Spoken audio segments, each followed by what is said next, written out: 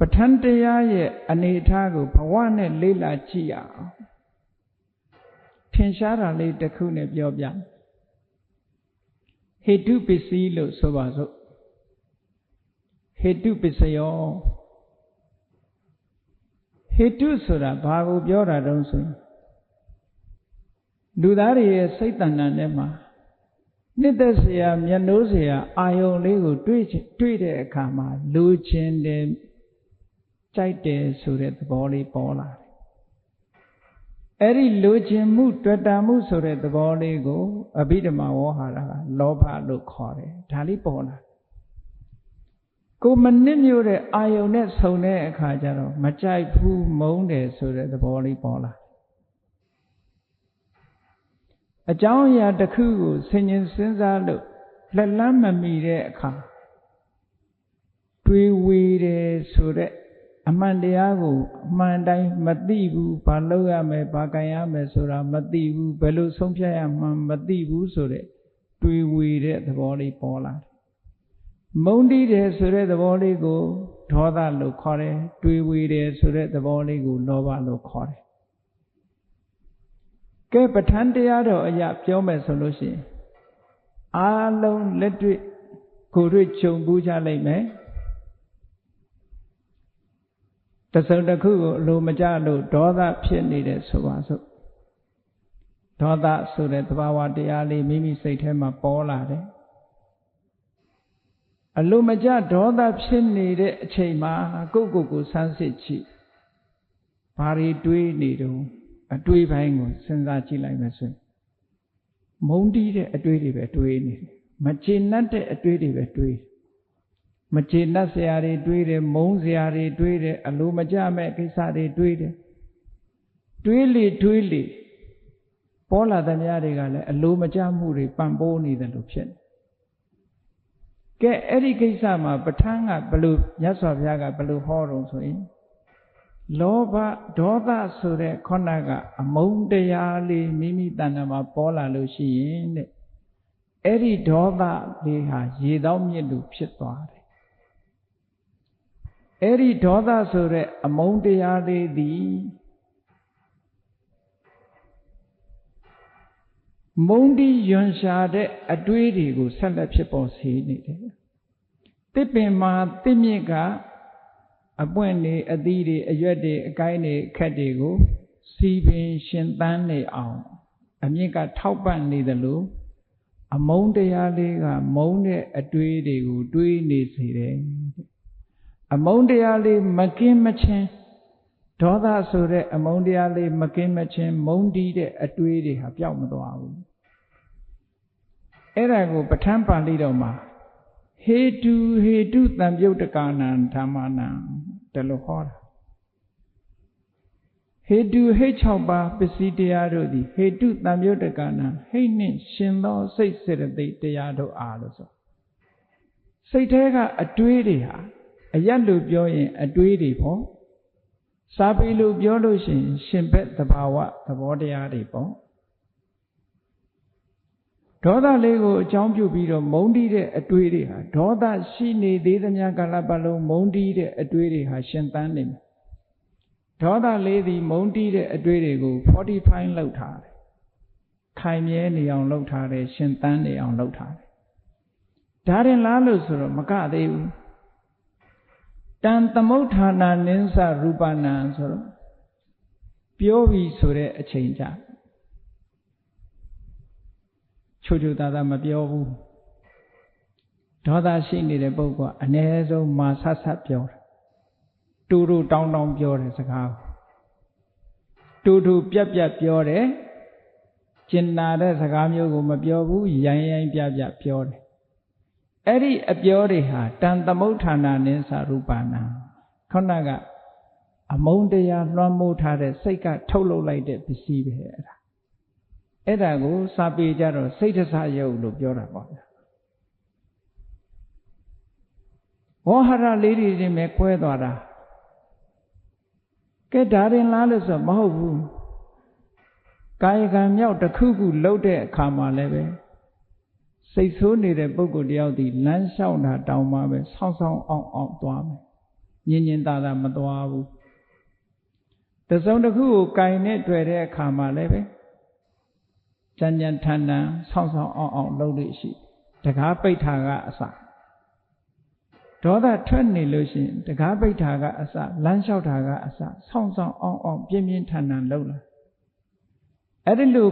ကိုယ်ရဲ့အမှုရာ physical action တွေကြမ်းတမ်းလာတာဟာဘယ်သူကြောင့်လဲဆိုလို့ရှိရင်ဟောဒီဒေါသလေးမပြေမချင်းဒီအမှုရာတွေမပြေဘူးအဲ့ဒါကိုဟေတုပစ္စည်းနဲ့ထောက်ပံ့ထားတယ်လို့ပြောတာပဋ္ဌာန်းကအဲ့တော့နေ့စဉ်ဘဝမှာဒီအကြောင်းတရားရှိနေတာနှလုံးသားထဲမှာဒေါသဝင်လာလိုက်တာနဲ့တပြိုင်နက်မုန်းတီးတဲ့အတွေးတွေကအဆက်မပြတ်ပေါ်နေတယ်တူတူပြက်ပြက်နဲ့ရိုင်းပြတဲ့စကားပြောခြင်းနဲ့ပြောတာတွေဖြစ်ပေါ်လာတယ်ရိုင်းပြတဲ့အမူအရာနဲ့ပြုလုပ်တာဆောင်းဆောင်းအောင်ပြုလုပ်တယ်ဆိုတဲ့အမူအရာတွေပေါ်လာတယ်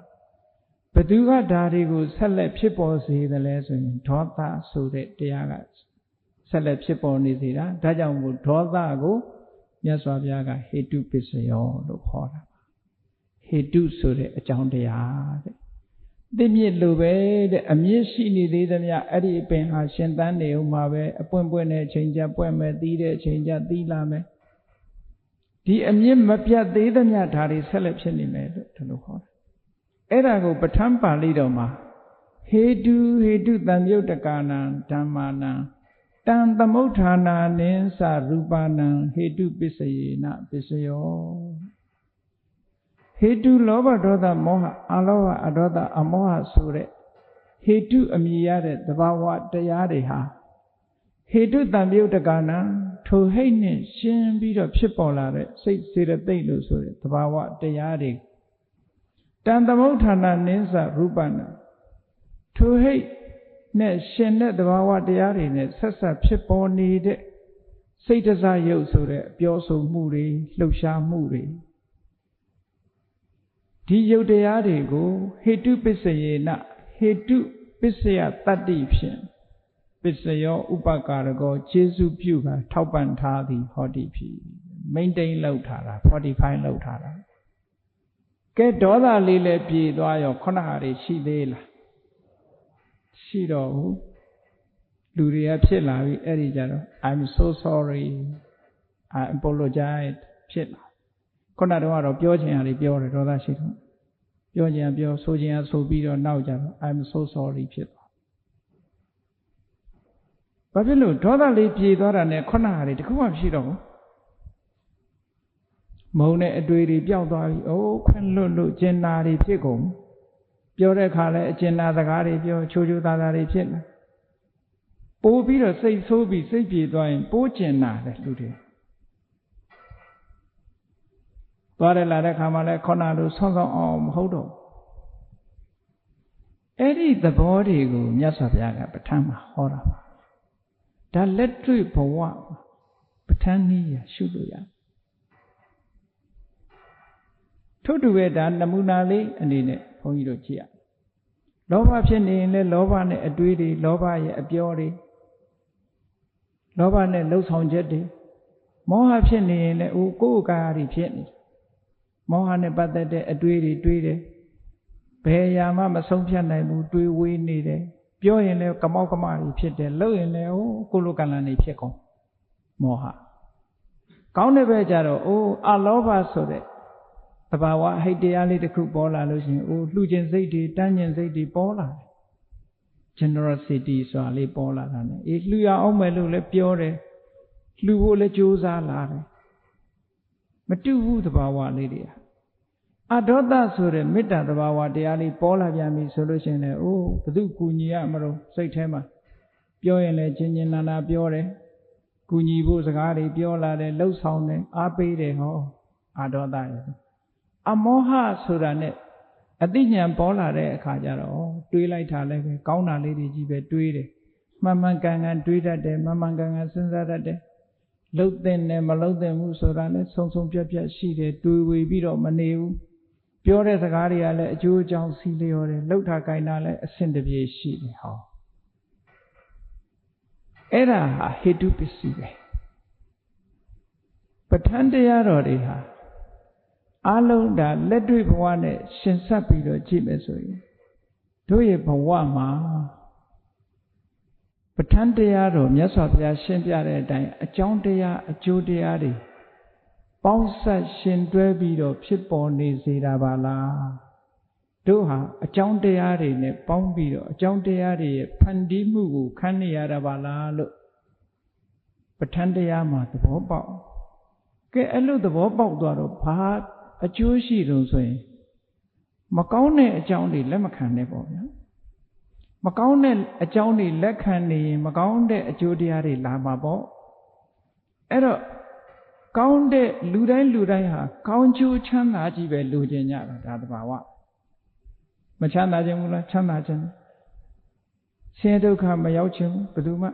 dukha kama chan na ko lu la de dukha patikula sin mu ko yön sha sat saut ja de. အဲ့ဒီလိုအနေထားရှိလာတဲ့အခါချမ်းသာခြင်းတိုင်းချမ်းသာတာမဟုတ်ဘူးချမ်းသာခြင်းရဲ့အကြောင်းဖြစ်တဲ့အကြောင်းတရားကိုလှုပ်ဆောင်မှချမ်းသာတာမျိုးစိတ်လေးကအပင်ပေါက်စေခြင်းလို့ရှိရင်ဟေ့ပေါက်လို့အမိန်ပေးလို့မရဘူး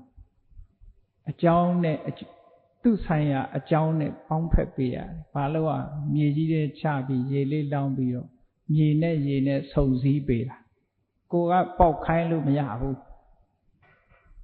အဲ့ဒါဘာလုပ်တာလဲ condition လေးတွေနဲ့ဆုံပေးတာပဲ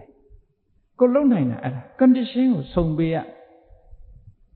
မြေနဲ့ရေနဲ့ပေါင်းပေးလို့ရှင်အဲ့ဒီမျိုးစိတ်လေးကအပင်ပေါက်လာမှာသိကြတယ်အပင်တော့ပေါက်စေခြင်းနဲ့အဲ့ဒီမျိုးစိတ်လေးကိုပလင်းနဲ့ထည့်ပြီးတော့သိမ်းထားမယ်ဆိုရင်ပေါက်မလားပေါက်ဘူးမြေနဲ့ရေနဲ့ဝေးထားရင်ပေါက်ဘာလို့ condition မှမရှိအဲ့တော့အပင်ဆိုတဲ့အကျိုးကိုရချင်လို့ရှိရင်အဲ့ဒီအပင်ကိုဖြစ်အောင်လုပ်တဲ့အကြောင်းတရားနဲ့ဆုံစည်းပေးဖို့ရတာလူကလုပ်နိုင်တာဒါပဲသူ့ဆိုင်ရာအကြောင်းကိုလုပ်ပေးရဟောလုပ်ပြီးတဲ့အခါမှာသစ်ပင်လေးပေါက်လာလို့ရှိရင်လည်းထိုသစ်ပင်လေးရှင်သန်ဖို့အတွက်ဆန့်ကျင်မဲ့အကြောင်းတရားတွေဖယ်ရှားပြရမယ်အကျိုးပြုတဲ့အကြောင်းတရားတွေပေါင်းစပ်ပေးရမယ်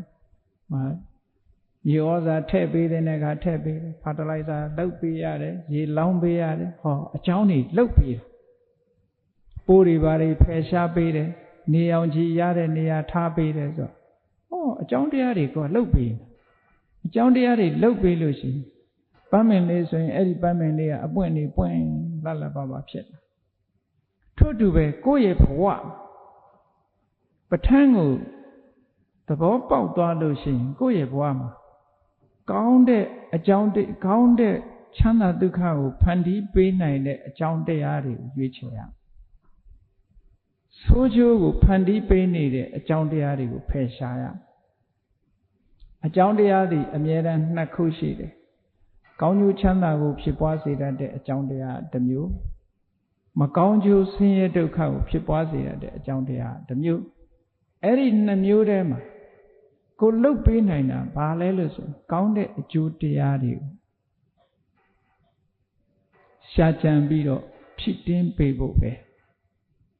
အဲ့ဒီဖြည့်တင်းပေးလို့ရှိရင်ထိုကောင်းတဲ့အကြောင်းတရားကောင်းတဲ့ condition တွေကကောင်းတဲ့အကျိုးတွေကိုသူ့ဟာသူထုတ်လုပ်သွားမှာပါကိုလှုပ်နိုင်တာဒါပါပဲအေးပဋ္ဌာန်းဆိုတာအကြောင်းနဲ့အကျိုး conditional relation ကြောင်းအကျိုးဆက်သွယ်နေတာကိုပြောတာ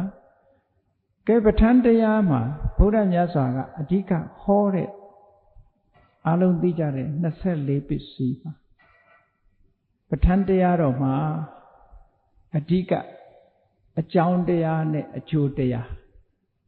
အကြောင်းတရားကိုပစ္စယလို့ခေါ်တယ်အကြောင်းတရားကိုပစ္စယလို့ခေါ်တယ်ပစ္စယပစ္စယုပ္ပန္န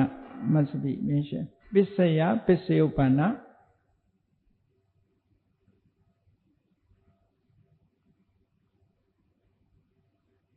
perspective ပဋ္ဌာနာ conditional relation ရှိအဲ့ဒီမှာပဋ္ဌာန်းတရားရဲ့ main point ကဘာတုံးဆိုလို့ရှိရင်တစ်ဖက်ကပစ္စယတစ်ဖက်ကပစ္စယုပ္ပန္န စ္စယရဲ့အဓိပ္ပာယ်ကဘာလို့ဆိုဖြစ်စေခြင်းနဲ့တည်စေခြင်း cause to arise and cause to maintain ဖြစ်အောင်လုပ်တယ်ဖြစ်ပြီးရင်လည်းတည်ထမ်းစေတယ်အဲ့ဒါဖြစ်စေတည်စေဤနှစ်ထွေခေါ်လေကျေးဇူးပြုမဖြစ်သေးရင်ဖြစ်အောင်လုပ်တဲ့အကြောင်းတရားဖြစ်လာပြီးလို့ရှင်တည်ထမ်းစေတဲ့အကြောင်းတရားအဲ့ဒါကိုပစ္စယဟေတုပစ္စယေနပစ္စယောပစ္စယောပစ္စယောနဲ့ညွတ်နေတာအဲ့ဒါနော်အကြောင်းကျေးဇူးပြုတယ်ဆိုတာလူတွေလည်းတယောက်တယောက်ပြောကြတယ်သူကကျေးဇူးပြုလိုက်တာဘယ်သူကကျေးဇူးပြုတယ်နဲ့ဒီစကားကိုသုံးပစ္စယဆိုတဲ့စကားလုံးအဲ့တော့ကျေးဇူးပြုတယ်ဆိုတာဘာလို့မဖြစ်သေးရင်ဖြစ်အောင်လုပ်တယ်ဖြစ်လာပြီးရင်တည်ထမ်းစေတယ်အဲ့ဒါကိုပစ္စယပစ္စယုပ္ပန္နလို့ဆိုတာပစ္စယဥပ္ပန္နပစ္စယဆိုတာအကြောင်းတရားကြောင့်ဥပ္ပန္နဖြစ်ပေါ်လာတာအကြောင်းတရားကြောင့်ဖြစ်ပေါ်လာတဲ့အကျိုးတရားပြောမယ်ဆိုရင် cause and effect ပစ္စယဆိုတာ cause ပစ္စယုပ္ပန္နဆိုတာ effect အကြောင်းနဲ့အကျိုးအဲ့ဒီအကြောင်းအကျိုးနှစ်ခုသည် mutual relation အဲ့ဒီနှစ်ခုသည်ဆက်ဆက်ပြီးတော့နေတယ်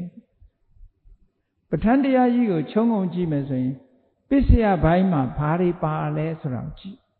မြတ်စွာဘုရားကပဋ္ဌာန်းဟောတာလူသားတွေတင်မဟုတ်သက်ရှိတ attva တွေနဲ့သက်မဲ့တွေအားလုံး universal ဓမ္မ universal truth universal law of nature အဲ့ဒါကိုဟောတာဖြစ်တော့အားလုံးကိုကာဗာဖြစ်အောင်ဟောတာအဲ့တော့ပစ္စယဆိုတဲ့အကြောင်းပိုင်းမှာ၃မျိုးရှိတယ်ဆိုမှနံပါတ်1ကသင်္ခတသံခတနံပါတ်2ကအသံခတနံပါတ်3ကပညတ္တိအဲ့ဒီဝေါဟာရလေးတွေကပါဠိဝေါဟာရလေးတွေဒါပေမဲ့လို့မြန်မာလူမျိုးတွေရဲ့အသိဉာဏ်ထဲမှာဒီဝေါဟာရလေးတွေရှိတယ်လို့ထင်ပါတယ်သင်္ခတတရားသင်္ခတအသင်္ခတပညတ္တိသင်္ခတဆိုတာဘာလဲတန်ဆိုတာအကြောင်းတရားတွေစုပေါင်းပြီးခတ created အကြောင်းတရားတွေကပေါင်းပြီးတော့ဖန်တီးထားတဲ့အရာလို့ဒီလိုပြောတာကဲခုနကတစ်ပင်လေးမျိုးစေ့လေးကိုစိုက်လိုက်တဲ့အခါအပင်လေးတွေပေါက်လာအဲ့ဒီပေါက်လာတဲ့အပင်လေးဟာအကြောင်းဘယ်နှခုကနေပြီးဖန်တီးထားအကြံဉာဏ်အဖြစ်ကြည့်မယ်ဆိုရင်မျိုးစေ့လေးပါတယ်မြေပါတယ်ရေပါတယ်လူရဲ့လုံလဝိရိယအသာထားလိုက်အောင်နော်အ ਨੇ ဆုံးကြည့်မယ်ဆို၃ခုမရှိဘူးလားအဲ့တော့မြေပါရမယ်ရေပါရမယ်မျိုးစေ့ပါရမြေကြီးကြီးဆိုလည်းမပေါက်ဘူးရေကြီးဆိုလည်းမပေါက်ဘူးမျိုးစေ့မပါပဲမျိုးစေ့ကြီးဆိုလည်းမပေါက်ဘူးမြေရရေရမျိုးစေ့ရဟောဒီ၃ခုပေါင်းလိုက်တဲ့အခါမှာညောင်လေးထွက်လာပင်လေးပေါက်လာတာအဲ့တော့ကြည့်လေမြေဆိုတဲ့အကြောင်းတရားရေဆိုတဲ့အကြောင်းတရားမျိုးစေ့ဆိုတဲ့အကြောင်းတရားအဲ့ဒီအကြောင်းတရား၃ခုသည်ပေါင်းစုပြီးတော့ harmoniously work ပေါင်းပြီးတော့သူတို့လှုပ်လိုက်တာသူတို့ထုတ်လှုပ်လိုက်တာဗာထုတ်လိုက်အပင်လေးထုတ်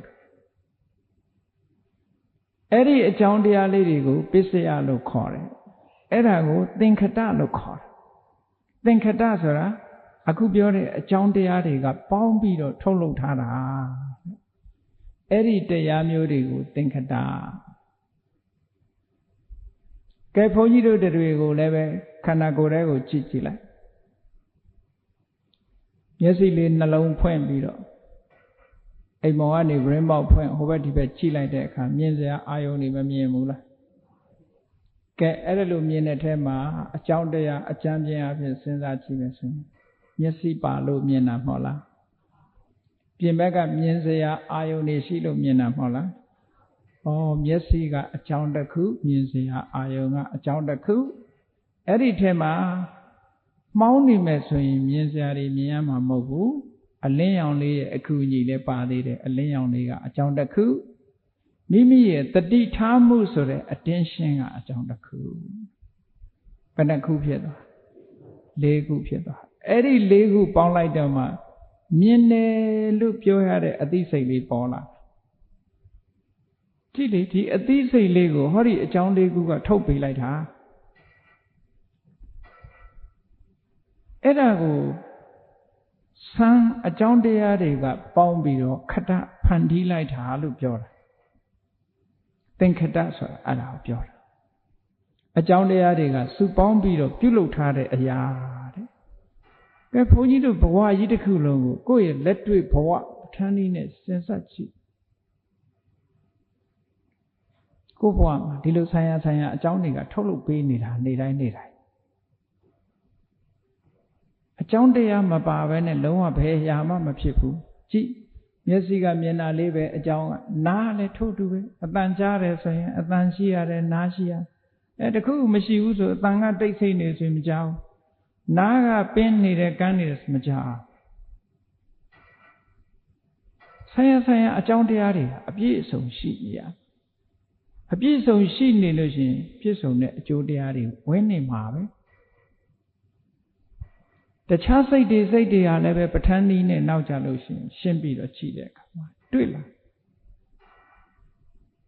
အဲ့တော့သင်္ခတဆိုတဲ့အဓိပ္ပာယ်ဒီလိုအကြောင်းတရားတွေကစုပေါင်းပြီးတော့လှုပ်ထားတာဆိုတာထင်ရှားအသင်္ခတကြတော့ဆန့်ကျင်ဘက်ပဲ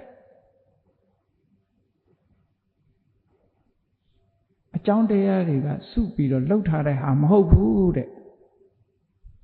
အဲ့ဒီအသင်္ခတကြတော့ဘာအကြောင်းကမှလှုပ်ထားတာမဟုတ်တဲ့အရာနိဗ္ဗာန်ဆိုတာရှိအကြောင်းတရားတွေကကြံတဲ့နေရာတွေမှာလည်းများအကြောင်းတရားတွေကစုပြီးတော့ထုတ်လုပ်ထားတာတွေကြီးပဲအကြောင်းကင်းပြီးဘယ်ရာမှမဖြစ်ဘူးဟောနိဗ္ဗာန်ဆိုတဲ့အငြိမ့်တကြတော့လှုပ်ထားတာမရှိဘူးတဲ့သူကဘာလို့လဲဆိုရင်အကြောင်းတရားတွေအလုံးငြိမ့်နေအကြောင်းတရားတွေငြိမ့်နေလို့အကျိုးတရားဆိုတာလည်းမရှိတော့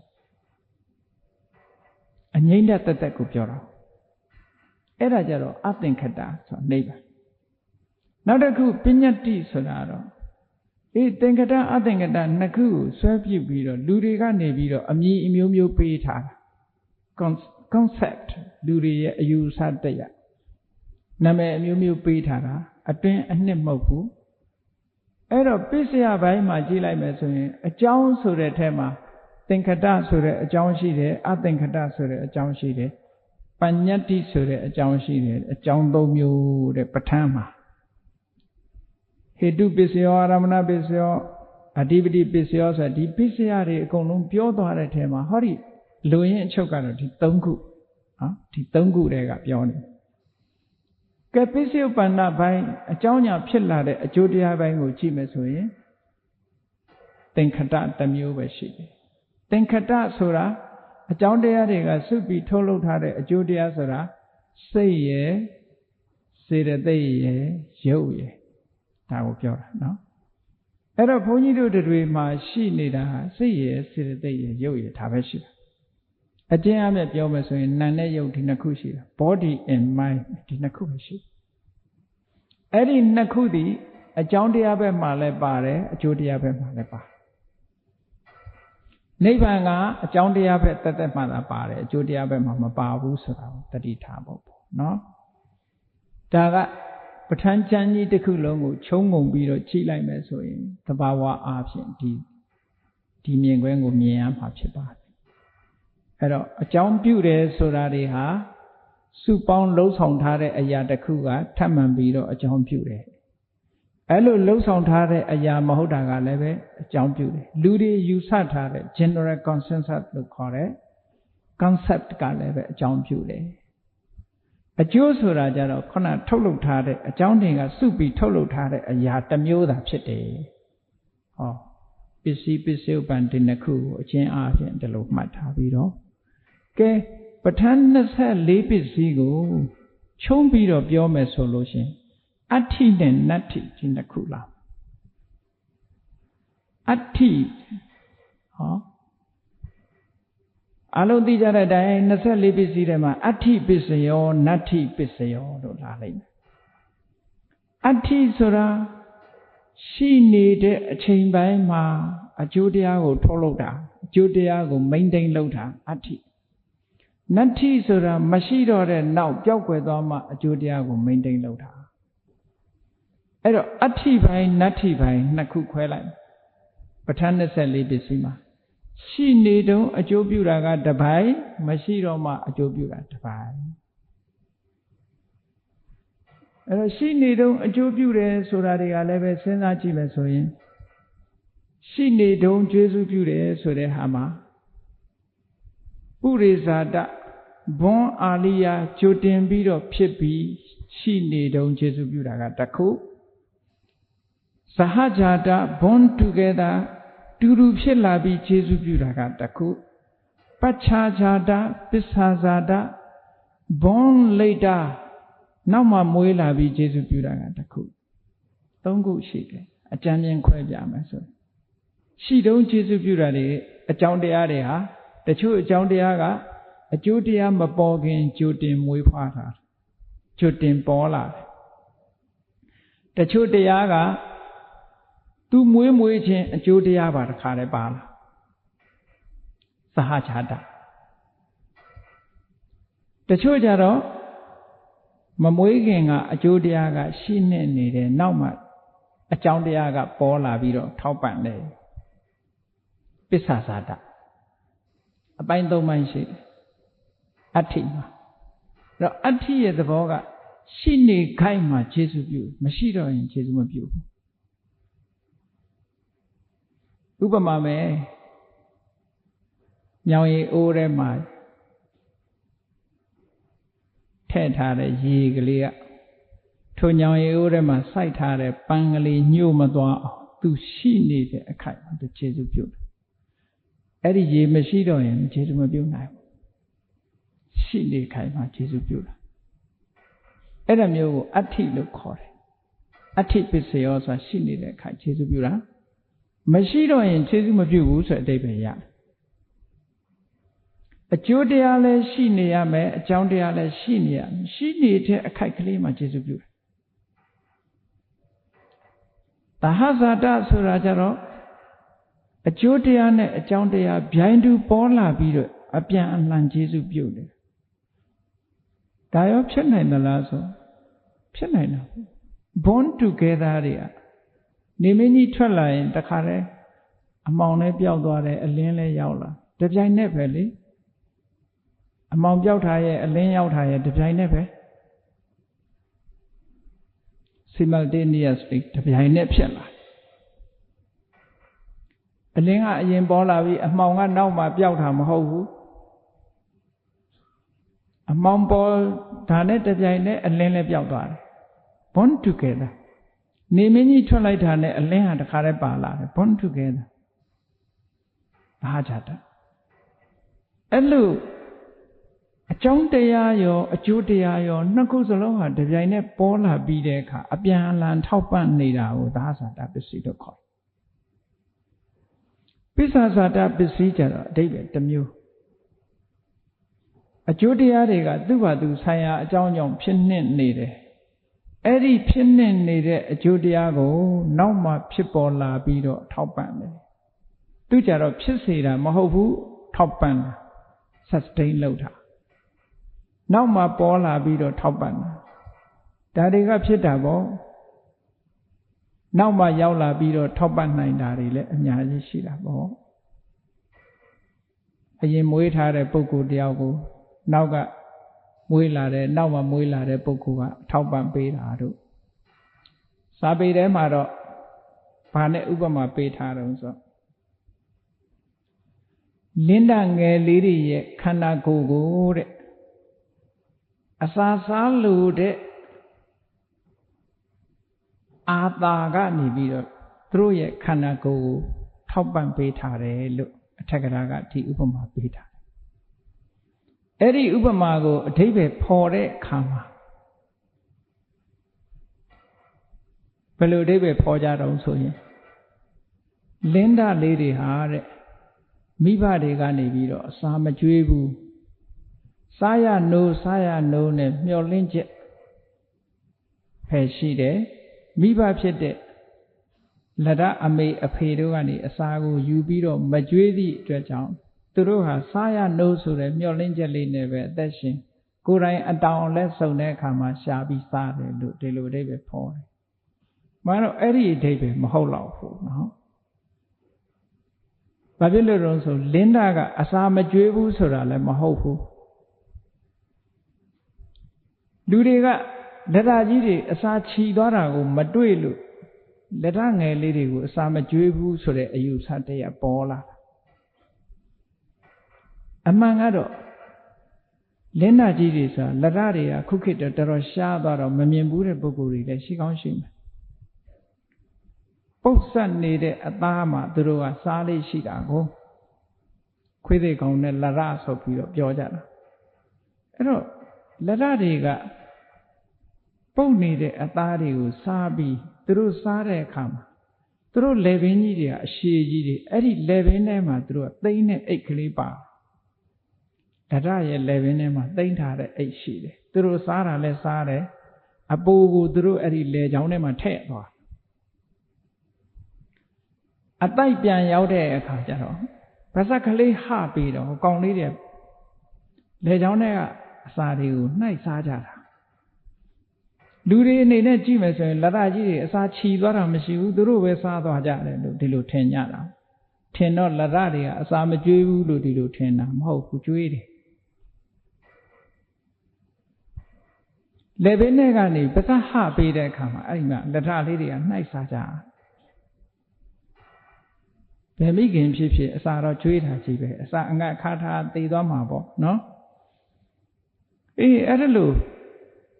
ဆိုတော့အထက်ကထာလာတဲ့အဓိပ္ပာယ်ဟာမျောလင်းချက်နဲ့မစားရသေးတဲ့အချိန်မှာလက်ဓာငယ်လေးတွေရဲ့ခန္ဓာကိုယ်ဆိုတာက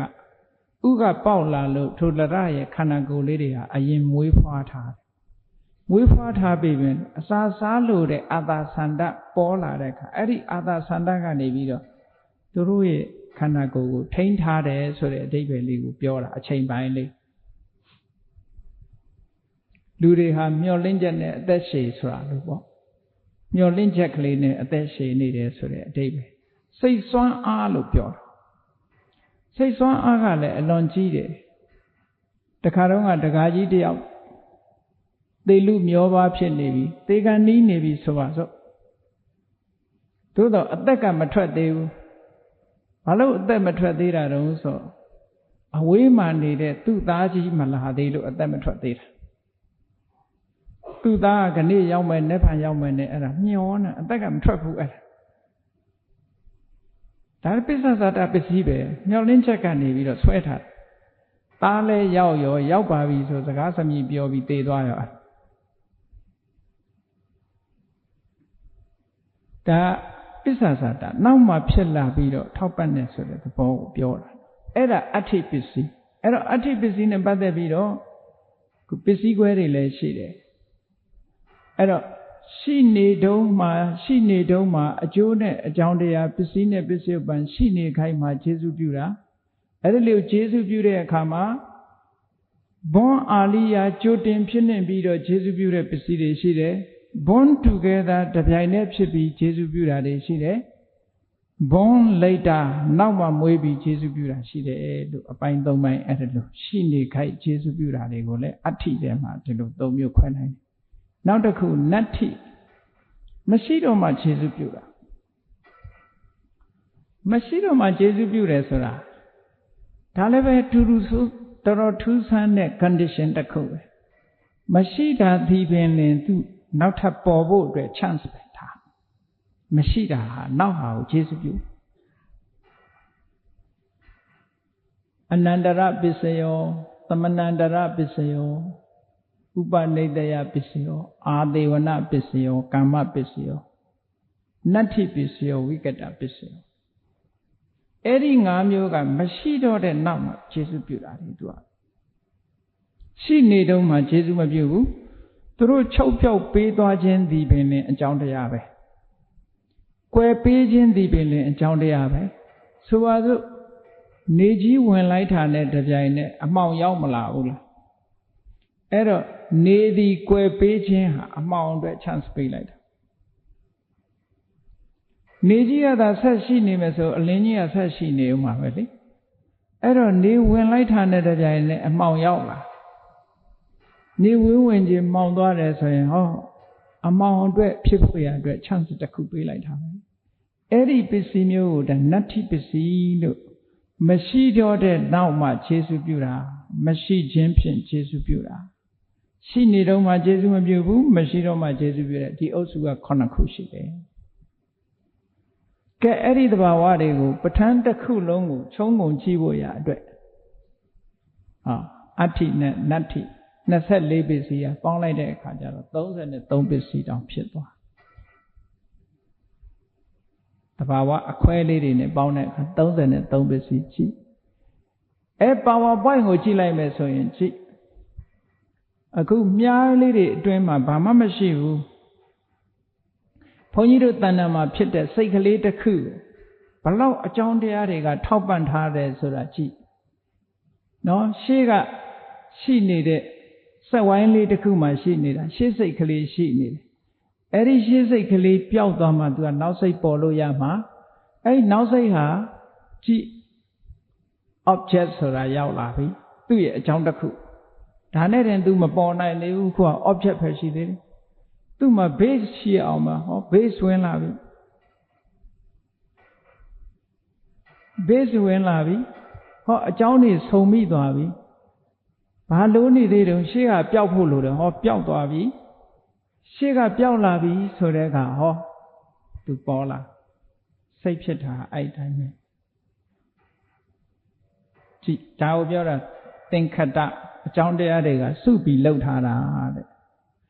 ဘုန်းကြီးတို့တဏ္ဍာမှာဖြစ်တဲ့စိတ်ကလေးတစ်စိတ်ဟာရှေ့ကဖြစ်တဲ့စိတ်ကချုပ်ပေးရအောင်မယ်အာယုံလည်းရှိရမယ်အခြေခံလည်းရှိရမယ်ဆိုဘယ်နှခုဖြစ်သွားလဲရှေ့ကစိတ်ကလေးကမချုပ်ဘူးဆိုလို့ရှိရင်လည်းဖြစ်ခွင့်မရှိသေးဘူးအာယုံမရှိဘူးဆိုလည်းမဖြစ်နိုင်ဘူး base ဆိုတဲ့အခြေခံမရှိရင်ရောမဖြစ်နိုင်ဘူးဒါတည်းမကဘူးသူဖြစ်လာလို့ရှိရင်လည်းသူ့ရဲ့ယတ္တိမှုအတွက် mutual relation ဆိုတာရှိသေးတယ်ကြည့် mutual relation အဲ့ဒီဟိုဘက်ကမြားကောက်ကောက်လေးကပြထားတာအဲ့ဒီအခုပြထားတဲ့ဒီအလဲဆက်ဝိုင်းလေးမှာတခုတည်းမဟုတ်ဘူး unity ဆိုပါစို့မြင်သိစိတ်ကလေးဆိုပါစို့အဘိဓမ္မာသင်ထားတဲ့ပုဂ္ဂိုလ်တွေဆိုရင်ဒါသဘောပေါက်မြင်သိစိတ်ကလေးမှာ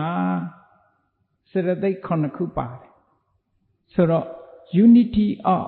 8 in 1ပေါ့ဗျာ10ခုကိုတစ်ခုလောက်ထားတာမြင်သိစိတ်ကလေးဟာ10ခုကိုတစ်ခုလောက်ထားတာနော်8 in 1ခုခေတ်တော့ကော်ဖီတွေတောက်နေဆိုသဘောပေါက်ပါတယ်3 in 1လို့ဟုတ်လားအဲ့တော့8 in 1အဲ့ဒီ8 in 1ကဒီသဘာဝတရား10ခုသည်အပြန်အလှန်သူတို့က sustain လုပ်အပြန်အလှန်ထောက်ပံ့ကူညီပေးနေတာကကြည့်စိတ်ကလေးတစ်ခုအတွက်အာယုံရှုထောင့်ကကြည့်လိုက်မယ် object ရှုထောင့်ကကြည့်လိုက်မယ်ဆိုလို့ရှိရင်စွမ်းအင်တတ္တိတွေဘယ်လောက်အသုံးပြုထားတုံးဆိုလို့ရှိရင်ကြည့်အာရမဏကြိုတင်ပြီးဖြစ်နေတာအဲ့ဒီအာယုံကကြိုတင်ပြီးတော့သူမပေါ်ခင်ကဖြစ်နေတာဖြစ်သောကြောင့်ပုရိခြာတာဘွန်အာလိယပြီးတော့သူရှိနေတဲ့အခိုက်ကျေစုပြုတာဖြစ်သောကြောင့်အဋ္ဌိအဝိကတဒါအ ਨੇ ဆုံး minimum number ကိုပြောတာကြည့် condition တွေဘယ်နှခုပေးထားသလဲဆိုတာကိုစဉ်းစားကြည့်ကဲရှိကဒါ object ရှုထောင့်ကနေကြည့်လိုက်မယ်ဆိုလို့ရှိရင်အထောက်ပံ့ဟာကြည့်၄ခုရှိနေတယ် object တစ်ခုတည်းမှာကိုပဲဟုတ်လားအာရမဏပုရိဇာတာအဋ္ဌိအဝိကတတခါ base ကနေကြည့်လိုက်အောင် base ကနေကြည့်လိုက်မယ်ဆိုလို့ရှိရင် base ကလည်းဘွန်အာလိယပဲပုရိဇာတာနေတယအဋ္ဌိအဝိကတသူကမိယာအနေနဲ့ကျေစုပြုလိုက်တာသူက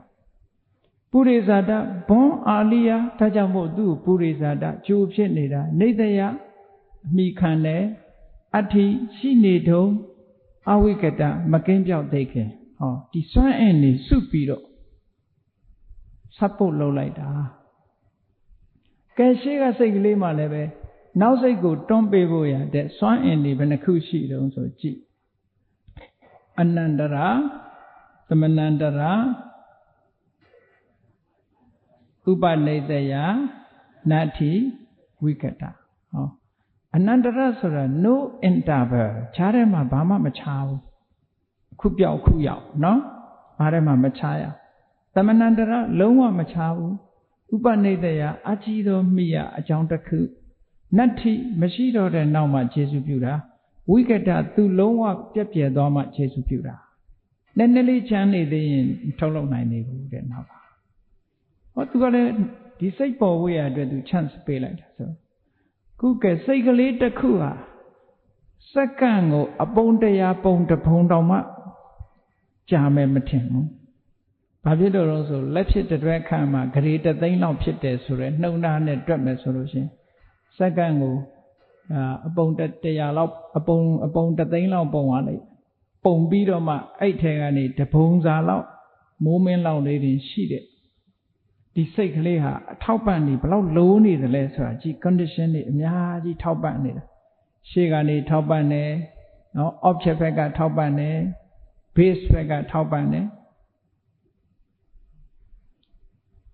နောက်ပြီးတော့ခုနတုန်းကသူ့ရဲ့ unity အတွင်းထဲမှာလည်းပဲအပြန်အလှန်ထောက်ပံ့တယ်အနည်းဆုံး၈ခုရှိရင်တစ်ခုကပစ္စည်းဆိုရင်ကျန်တာတွေကပစ္စယုပ္ပါ mutual relation အချင်းချင်းအပြန်အလှန်အဲ့ဒါလိုထောက်ပံ့ပြီးတော့ဒီစက္ကန့်လေးတစ်ခုကိုအပုံ1000အပုံ1000အပုံ1000ပုံမှတပုံလောက်အတိုင်းဓာလေးလောက်တင်ကြာတဲ့စိတ်ကလေးတစ်ခုရဲ့ condition ပေါင်းဟာအများကြီးလို့ဆိုလို့တယ်အဲ့ဒါကိုပဋ္ဌာန်းတရားကနေရှင်းပြနေတာအဲ့တော့ဘုန်းကြီးတို့တွေဟာတကယ်ကိုကြီးမားတဲ့အထောက်ပံ့ကြီးနဲ့အသက်ရှင်နေရတယ်ဆိုတာကိုစဉ်းစားကြည့်သက်ရှင်ဖို့လွယ်သလားခက်သလားဒါပေမဲ့လူတွေကလွယ်တယ်ထင်နေတာပဲအကြောင်းတရားတွေကညီညွတ်နေသေးရင်ဘာမှဖြစ်ဘူးဟုတ်ကဲ့အကြောင်းတရားတွေအခုဒီအဆောက်အုံကြီးကြည့်လေအကြောင်းတရားတွေညီညွတ်အားလုံးကစုပြီးတော့ထားရသူကလည်းသူစုထမ်းထားတော့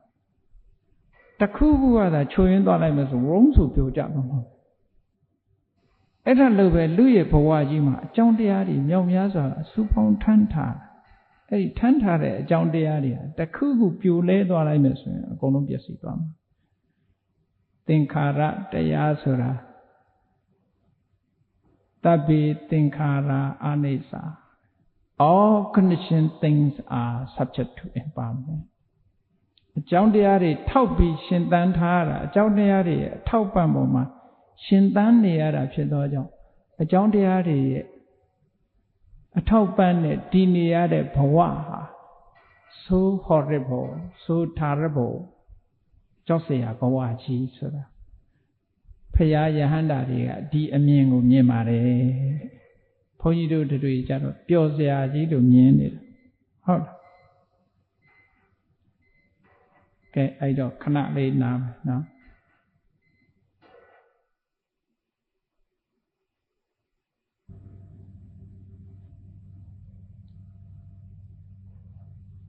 Okay, we'll come back to Patana.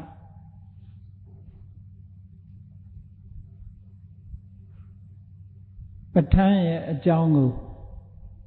အခြေခံအနေနဲ့ဘုန်းကြီးတို့ပထမပိုင်းမှာရှင်းထားတာပါ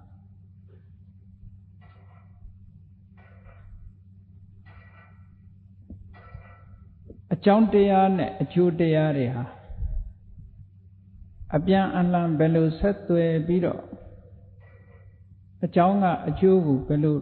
ထောက်ပံ့ကူညီနေတယ်ဆိုတဲ့သဘောတရားတွေကိုသိတာထင်ရှားအောင်အခြေခံအားဖြင့်ရှင်းပြီးတော့ပြောတယ်ခုဒီတစ်ခါ24ပစ္စည်းရဲ့ပစ္စည်းကလေးတွေရဲ့သဘောသွားစွမ်းရည်တတ္တိလေးတွေစွမ်းအင်လေးတွေဟာတစ်ခုနဲ့တစ်ခုမတူတဲ့အနေအထားလေးတွေ ဒါလေးတွေကိုဆက်လက်ပြီးတော့လေ့လာကြရအောင်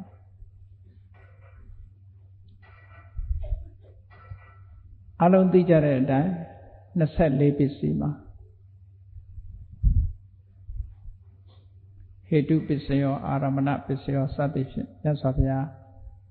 အောက်လိုင်းပေးတဲ့အနေနဲ့ပစ္စုဒ္ဓိတာရှုစွာရှင်းပြီးတော့ဟောကြားတယ်အဲ့ဒီပစ္စည်းလေးတွေရဲ့သဘောသွားကိုနားလည်အောင်ဘုန်းကြီးတို့ပထမလေ့လာဖို့လိုအပ်တယ်ဟေတုပစ္စည်းနဲ့ပတ်သက်ပြီးတော့အချင်းချုပ်တော့ပြောတယ်အသေးစိတ်လေ့လာဖို့ဆိုတာကြတော့အချိန်အများကြီးယူရမယ်အခုကပင်လယ်ကမ်းစပ်ကနေရပ်ပြီးတော့ပင်လယ်ဆိုတာဒါလို့ဒီလိုပြောတာမျိုး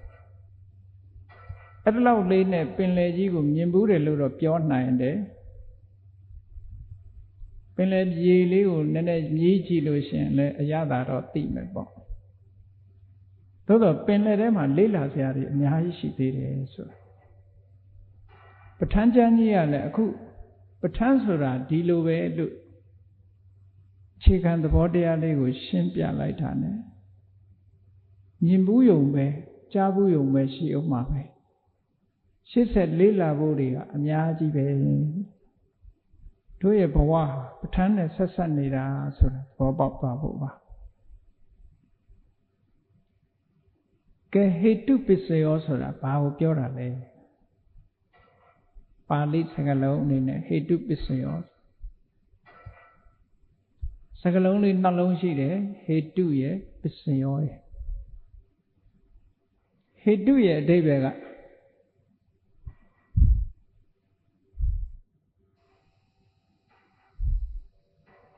ခိုင်မာတန်ဆွမ်းစေတဲ့အကြောင်းတရားမျိုးလို့ဒီလိုဆိုလို့အကျိုးတရားတွေကိုခိုင်မာတန်ဆွမ်းအောင်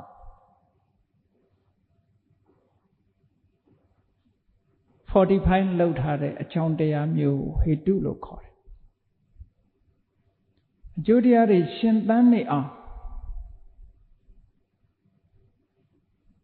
အကျိုးတရားတွေဆက်လက်ဖြစ်နေအောင်ထောက်ပံ့ထားနိုင်တဲ့အကြောင်းတရားမျိုးကိုဟေတုလို့ခေါ်တယ်အဲ့ဒီလိုထောက်ပံ့ပြီးတော့ခြေဆုပြုတာမျိုးဥပမာနဲ့စဉ်းစားကြည့်မယ်ဆိုရင်သစ်ပင်ကြီးတစ်ပင်ရှင်သန်နေဖို့အခြားအကြောင်းတရားတွေလိုပါတယ်အများကြီးသို့တော်လည်းအဓိကအကြောင်းတရားဘာတော့ဆိုရင်သစ်မြစ်ပဲပေါ့အမြင့်ရှိနေသမျှအမြင့်ရေတောင်းမြစ်ကြီးတန်မားနေသမျှကာလပတ်လုံးဒီသစ်ပင်ကြီးဟာရာသီဥတုအလိုက်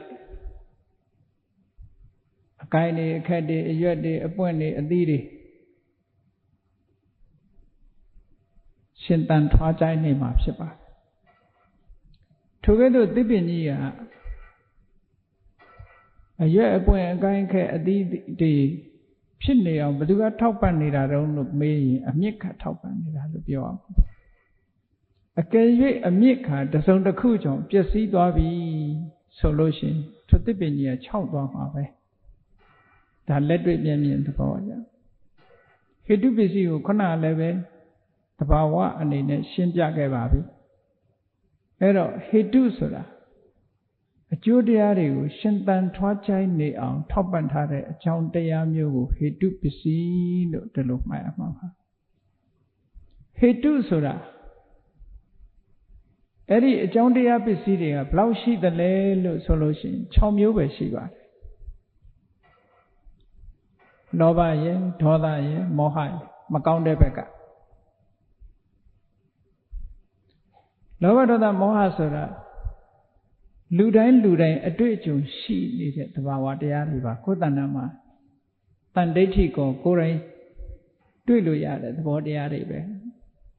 ယံပါယံခါဆိုင်ရာအကြောင်းတရားကြောင့်လောဘတွေဖြစ်လာတာရှိတယ်ဒီလောဘဒေါသမောဟဆိုတဲ့ဒီအဆိုးတရား၃မျိုးမကောင်းတဲ့အကုသိုလ်တွေရဲ့အမြစ်၃မျိုးဟာလည်းပဲသူ့မှာလည်းဆိုင်ရာအကြောင်းတွေရှိသေးတယ်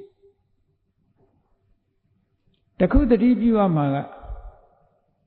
ဗုဒ္ဓရဲ့ဟောကြားချက်မှာအကြောင်းတရားတတ်တတ်လို့မရှိဘူးအကြောင်းမဲ့တဲ့အကြောင်းတရားဆိုတာလည်းမရှိဘူးအကြောင်းမရှိတဲ့အကျိုးတရားဆိုတာလည်းမရှိဘူးပြောရမယ်ဆိုရင် first cause မရှိဘူး root cause မရှိဘူး causeless cause မရှိဘူး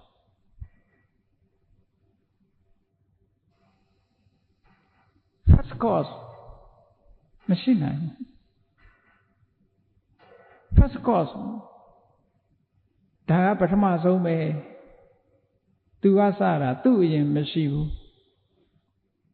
ဥပမာခေါ်အနေပြီးကဘာကြီးကိုဖန်ဆင်းနေဆိုခေါ်ဘသူကဖန်ဆင်းတာတော့ကြာမရှိဘူးရှာလို့မရဘူး causeless cause first cause ဗုဒ္ဓဘာသာရဲ့တရားတော်မှာဗုဒ္ဓရဲ့တရားတော်မှာအဲ့လို first cause ဆိုတာမရှိဘူးဘာလို့မရှိတုံးဆိုရှာကြည့်ဖို့ရှိတယ်မရှိဘူး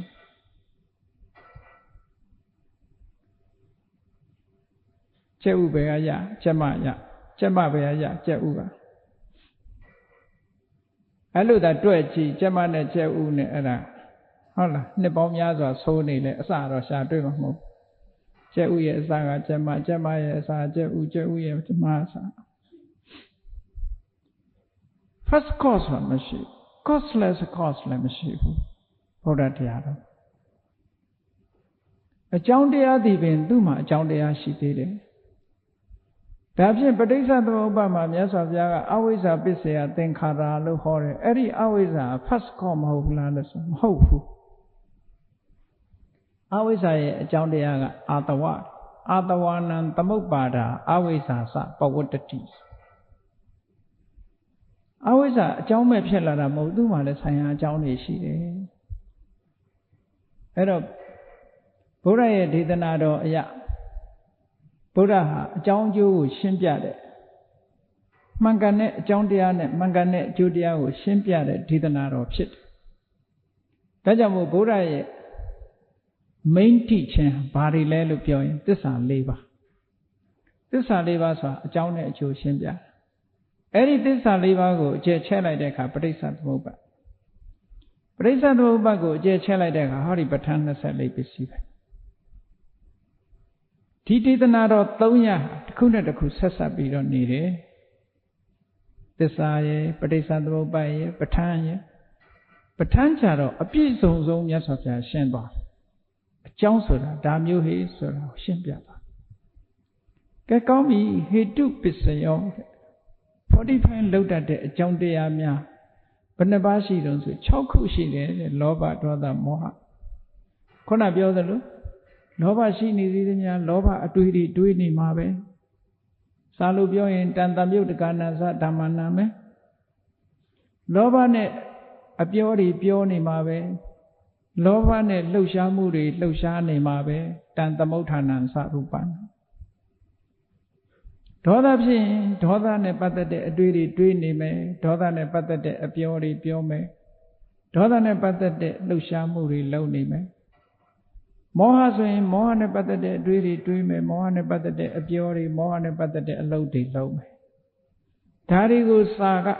တံပြုတ်ဟေတုတံပြုတ်တက္ကနာဓမ္မနာတံသမုဋ္ဌာဏံသရူပနာဟေတုပစ္စယေနပစ္စယောလို့ဟောတာ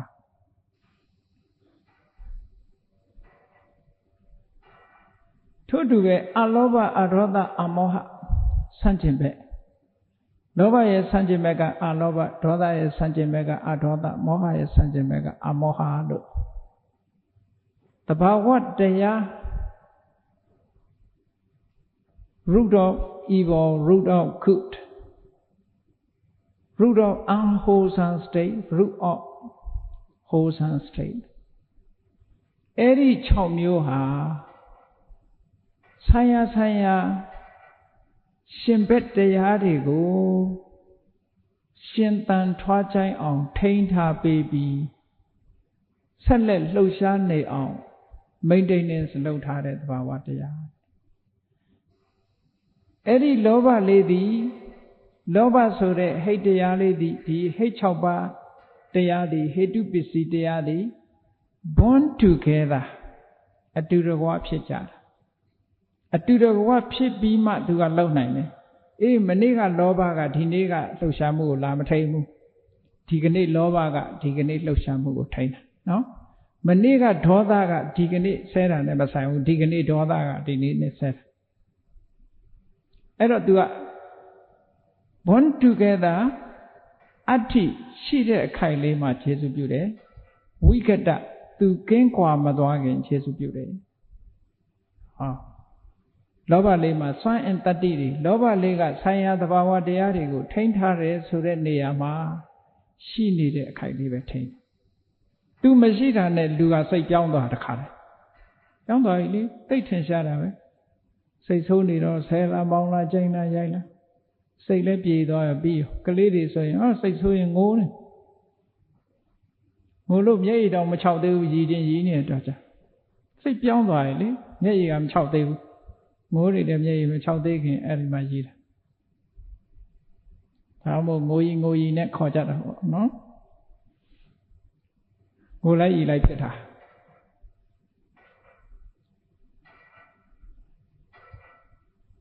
ဒါဟေတုပစ္စည်းဆိုတာခေါဏကအဋ္ဌိဆိုတဲ့အုပ်စုထဲမှာပါရှိနေတော့မှကျေစုပြုတယ် born together အတူတူဖြစ်ပြီးတော့ကျေစုပြုတယ်မိယာအနေနဲ့ကျေစုပြုတယ်နေတယ reciprocal အညမညအပြန်အလှန်ကျေစုပြုတဲ့သဘောတရားအဲ့တော့ဘယ်လိုအကြံဉာဏ်ကျေစုပြုတော့ဆိုတော့စဉ်းစားကြည့်ဒေါသလေးကြောင့်မုန်းတီးတဲ့အတွေ့တွေတွေးတယ်မုန်းတီးတဲ့အတွေ့ကြောင့်ဒေါသလေးကပိုများလာဟောအပြန်အလှန် reciprocal ဒေါသကြောင့်မုန်းတီးတဲ့အတွေ့မုန်းတီးတဲ့အပြောမုန်းတီးတဲ့အလုပ်တွေလုပ်တယ်အဲ့ဒီအလုပ်တွေကြောင့်ပဲဒေါသကပိုမြင့်လာအရှိန် reciprocal အညမညပစ္စယောသာဇာတပစ္စယောအညမညပစ္စယောနေတယပစ္စယောတံပယုတ်တပစ္စယောလောဘလေးနဲ့ရှင်ဘက်စိတ်ကလေးတွေကခွဲလို့မရအောင်တွဲထားတာလောဘစိတ်ဆိုလို့ရှိရင် generally speaking 22စေတသိက်ပေါင်း22ရှင်တယ်ဒေါသမှုစိတ်ဆိုရင်လည်းစေတသိက်22ရှင်တယ်အဲ့ဒီစေတသိက်22နဲ့ဒေါသမှုစိတ်လေးဟာခွဲလို့မရဘူး all in one ပဲသူက separate လုပ်လို့မရဘူးသူကဖွဲ့စည်းထားတဲ့ found as a one တခုတည်းအနေနဲ့ဖွဲ့စည်းထားတာဖြစ်သောကြောင့်ခွဲလို့မရဘူးအဲ့ဒါတံပယုတ်တ association ဆိုတဲ့စွမ်းရင်တတ္တိနဲ့ခြေစုပြုတယ်ဒီလိုတွဲထားတာကိုကစွမ်းအားတစ်ခုကိုရတယ်ခွဲလိုက်ရင်စွမ်းအားတွေပြတ်သွားတယ်စွမ်းအင်တွေမရှိတော့ဘူးသူတို့စွမ်းအင်တွေစွမ်းအားတွေဟာတွဲထားမှရှိတာဒါကြောင့်မို့တံပယုတ်တဟာအနာချီတစ်ခုပဲသူအကြမ်းမြင်ပြောပြမယ်ဆိုရင်ဒေါသလေးဖြစ်လာလို့မုန်းတီးတဲ့အတွေ့တွေတွေးမယ်မုန်းတီးတဲ့အပြောတွေပြောမယ်မုန်းတီးတဲ့အလှုပ်ရှားမှုတွေလုပ်ပဲဆိုလို့ရှိရင်စွမ်းအင်တွေဘလောက်ပါလာတယ်လဲလို့ဆိုရင်ဟေတုပစ္စယောဆိုတာ45လောက်ထားတဲ့စွမ်းအင်ကတစ်ခုသာဇာတပစ္စယောဆို born together ဆိုတဲ့စွမ်းအင်ကတစ်ခုသူတို့ဟာတကြိမ်နဲ့မွေးလို့အတူတကွဖြစ်လာတာမို့အတူတကွဖြစ်ပြီးတော့အကြောင်းနဲ့အကျိုးဆက်သွယ်နေတာမို့အညမည reciprocal နေတယ dependence တံပယုတ်တ association အဋ္ဌိ existence အဝိကတ non avoidance ဟောဒီစွမ်းအားတွေအကုန်လုံးပါနေတခုတည်းမဟုတ်ဘူးအဲ့တော့ဒေါသဖြစ်နေတဲ့အချိန်မှာပဋ္ဌာန်းပစ္စည်းတွေဘလောက်ဖြစ်နေကိုယ့်ရဲ့လက်တွေ့ဘဝမှာစဉ်းစားကြည့်ဒေါသလေးဖြစ်နေတဲ့အချိန်မှာပဋ္ဌာန်းရဲ့စွမ်းအားတွေအကြောင်းတရားတွေအများကြီးဆက်ဖို့လုပ်ထားတာအဲ့ဒါကြောင့်မို့လို့စိတ်ဆိုးတာလည်းအတော်နဲ့မပြေဘူးပြေးခြင်းအကြောင်းပြောင်းအောင်ဒါတခုတည်းမဟုတ်သေးဘူးဒီလိုလောဘစိတ်ဖြစ်ဖို့ဒေါသစိတ်ဖြစ်ဖို့ဆိုတဲ့ထက်မှာ object ကလာသေးတယ် base ကရှိသေးတယ်နော်ဒါ reciprocal point လေးတွေကိုပြောတာသူ့ရဲ့ unity လေးတွေကိုပြောတာ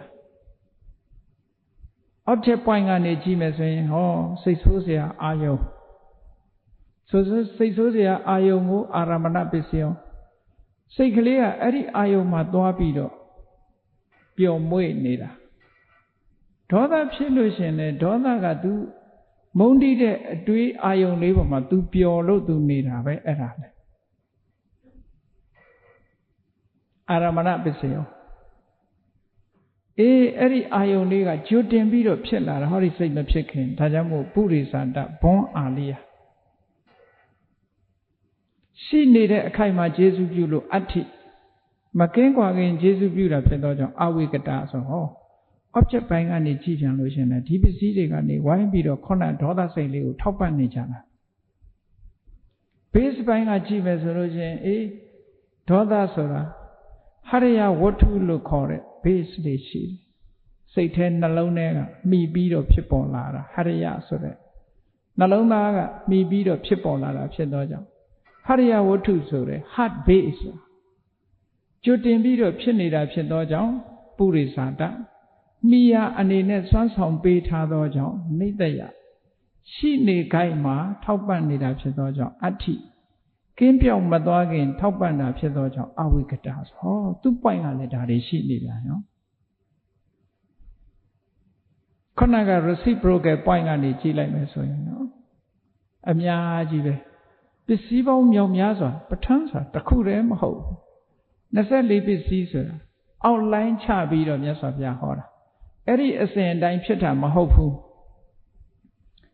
လူရဲ့တဏ္ဍာမှာဖြစ်တဲ့စိတ်ကလေးတစ်ခုအကြောင်းတွေအများကြီးထောက်ပံ့တယ်ကဲဘုန်းကြီးတို့အဲ့ဒီအကြောင်းတွေကိုရွေးပြီးတော့ကဲဒီ point လေးတစ်ခုကနေစဉ်းစားကြည့် object point ကိုကြည့်လိုက်ဘာဖြစ်လို့ဒေါသဖြစ်တာလဲ object point ကိုကြည့်မြတ်စွာဘုရားကကြည့်ခိုင်းတာစိတ်တ ानु ပတနာကြတော့အဲ့ဒါပဲ object ကိုပြောင်းခိုင်းလိုက်တာ object ပြောင်းလိုက်လို့ရှိရင်လည်း object point ကနေပြတ်သွားလို့ရှိရင်လည်းပဲခုနဒေါသဆိုတဲ့အကျိုးတရားမလာတော့ဘူးမလာဘူးဒါထွက်ပေါက်ပဲ exit ဆိုတာရှိတယ် exit မသိရင်ကိုသွားခြင်းနဲ့လမ်းမရောက်ဘူးဒါ highway တွေမှာဆိုရင် exit ရှိတယ်ခီးသွားလို့ရှိရင် exit ကိုမှတ်ထား exit နံပါတ်ဘယ်လောက်ကထွက်ရမလဲမထွက်တတ်လို့ရှိရင်သွားရောအဲ့ဒီ highway ရေရင်ကြောကြီးတွေမှာမျောနေမှာပဲပဋ္ဌာန်းသင်ထားလို့ရှိရင်ပဋ္ဌာန်းတရားတော်ရထွက်ပေါက်သိရဒေါသဖြစ်နေပြီဘယ်ထွက်ပေါက်ကထွက်မလဲobject ထွက်ပေါက်ကထွက်လို့ရ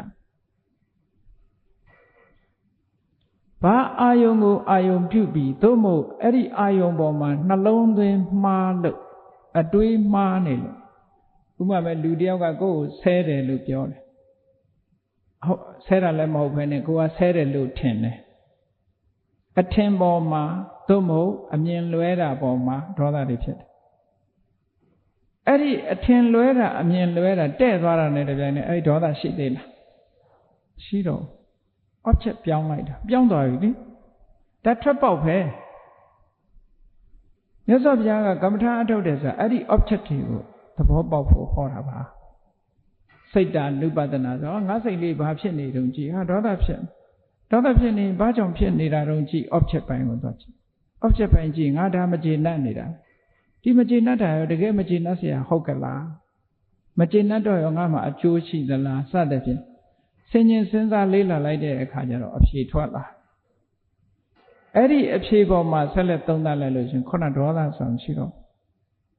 လောဘဖြစ်လာရင်လည်းထို့တူပဲအဲ့ဒီနီးနဲ့ပဋ္ဌာန်းပစ္စည်းတွေကအကြောင်းတရားတွေစုပေါင်းနေတဲ့ထဲမှာတစ်ခုနှုတ်လိုက်တာနဲ့ချမ်းသာတွေမရှိတော့ပျောက်သွားမှာပဲလူဘဝမှာဘဝကြီးတစ်ခုလုံးမှာဒီအကြောင်းတွေကိုသိလာလို့ရှင်ဘလောက်နေပျော်တော့သို့မဟုတ်ကြောက်စရာလည်းဘလောက်ကောင်းတော့ကြည့်မယ်ဆိုနေပျော်တယ်ဆိုတာဘာကိုပြောတာတော့ဆိုရင်ကောင်းတဲ့အကြောင်းလေးတွေဆိုးတဲ့အကြောင်းတွေသိရင်ဆိုးတဲ့အကြောင်းတွေကိုဖယ်ပြီးကောင်းတဲ့အကြောင်းတွေနဲ့အစားထိုးမယ်ဆိုနေပြောတယ်ဘဝကြီးမှာကောင်းတာတွေ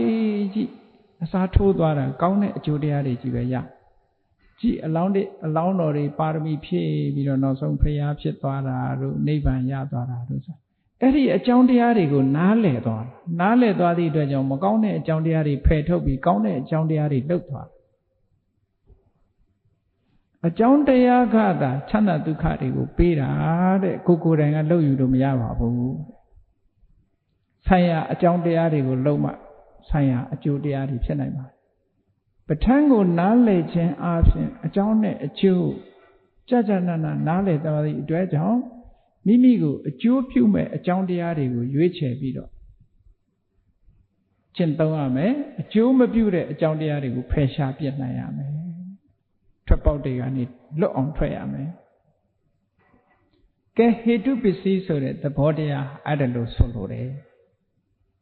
ကဲအာရမဏပစ္စယောဆိုတာကိုကြည့်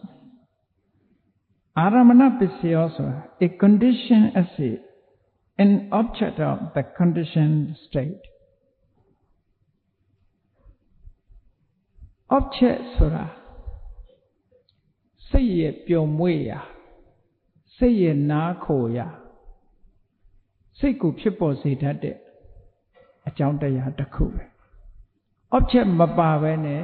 စိတ်ဟာဘယ်လိုမှဖြစ်မလာနိုင်ဘူးအဲ့ဒီ object တွေကဘာတွေတုံးလို့ဆိုရင်ကိုယ့်ဘဝမှာကိုကြည့်လိုက်မျက်စိကမြင်ရတဲ့ဟာ physical object လို့ခေါ်တယ်စာလို့ပြောရင်တော့ရူပယုံပေါ့ဗျာမျက်စိကမြင်ရတာဆိုလို့ရှိရင်အကုန်လုံးကာဗာဖြစ်သွားပြီနော် physical object မျက်စိနဲ့မြင်လို့ရတဲ့အရာနားကကြားရတဲ့အသံနှာခေါင်းနဲ့နမ်းရှုလို့ရတဲ့အနံ့လျှာနဲ့လျက်လို့ရတဲ့အရာသာခန္ဓာကိုယ်နဲ့ထိတွေ့လို့ရတဲ့အထိတွေ့စိတ်ထဲကကြံတွေးလို့ရတဲ့အကြောင်းအရာဟောပေါင်းလိုက်တော့6ခုဒါကိုအာယုံ6ပါးလို့ခေါ်တယ်ဘဝဆိုတာဒါပဲလေစဉ်းစားကြည့်မျက်စိနှလုံးရှိနေတဲ့ပုဂ္ဂိုလ်ကမျက်စိဖွင့်လိုက်ရင်မြင်စရာတွေမြင်နေတာမြင်စရာမြင်လိုက်ရင်မြင်စရာဆိုတဲ့ object တစ်ခုဝင်လာတာနဲ့တပြိုင်နက်ထို object ကိုအကြောင်းပြုပြီးတော့စိတ်ဆိုတာပေါ်လာတယ်မြင်သိစိတ်ဆိုတာပေါ်လာတယ်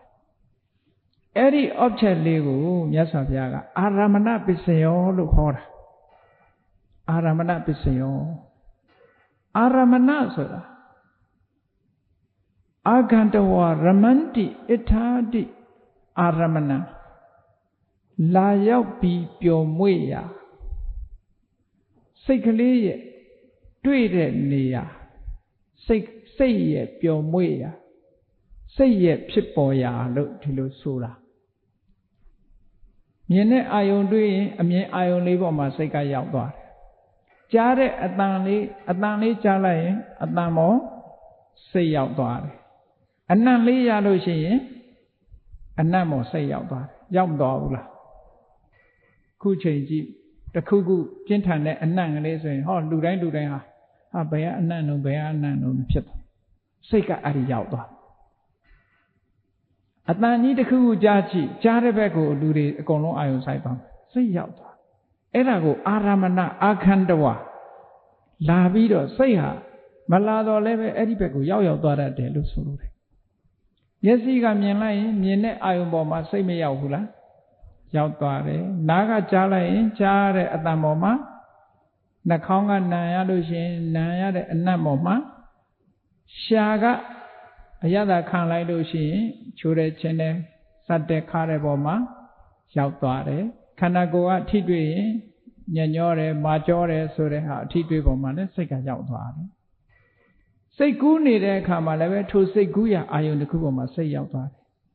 အဲ့ဒီအာယုန်တွေဟာဒီစိတ်ဖြစ်ဖို့ရာအတွက်အကြောင်းတရားတွေဖြစ်သောကြောင့်အာရမဏပစ္စယောတဲ့ဒါမပါဘဲနဲ့စိတ်လုံးဝမဖြစ်ဘူးအဲ့ဒါကိုမြတ်စွာဘုရားဟောလက်တွေ့ဘဝမှာကြည့်လေကိုယ်ဘာနဲ့နေအာရမဏပစ္စယောတွေနဲ့ကြီးပဲလေအာရမဏပစ္စယောမျက်စိမိတ်ထားရင်မျက်စိကမမြင်ဘူးဒါပေမဲ့နားကြားနားပိတ်ထားရင်လည်းနှာခေါင်းအနံ့ရပဲနှာခေါင်းမှာပိတ်ထားအနံ့မရဘူးဆိုရှာကရမရှိဘူးဆိုလို့ရှိရင်ခန္ဓာကိုယ်အထိတွေ့အဲ့ဒါလိုမှမဟုတ်ဘူးမျက်စိရောနားရောနှာခေါင်းရောဘာမှမလုပ်ဘူးမျက်စိလေးမှိတ်ပြီးဟောတွေးနေအောင်မှတွေးနေအာယုံကဝင်နေမှာအတွေးအာယုံပေါ်မှာစိတ်ကရောက်တယ်အဲ့ဒါကိုအာရမဏပစ္စယောတဲ့ No, Aramana Pissayo, a condition as an object of conditioned state. Say Digo, Konaga Piot had at him, say that they yoke. I tell me, think that they are so. Think that they are manana, a John de Ariga, Tolo Talo, Chipola de Ari, Eddie de Arigo, Hori a John de Aria, Tolo need Lumias of the hollow. Eddie Aramana Pisio, however, Miado Avian, she need to own Jesu Buddha. Mashida Kamale, she kite go Jesu Buddha, so what? She needed a kite, Jesu Buddha. She did a Jesu Buddha, Mashida Jesu Mabu, so that table a yard. So I don't. At that new jar needed Jala de Kaima to Jare Ioboma say out there. Eddie Jaka at the say out there would be Jesu Beauty.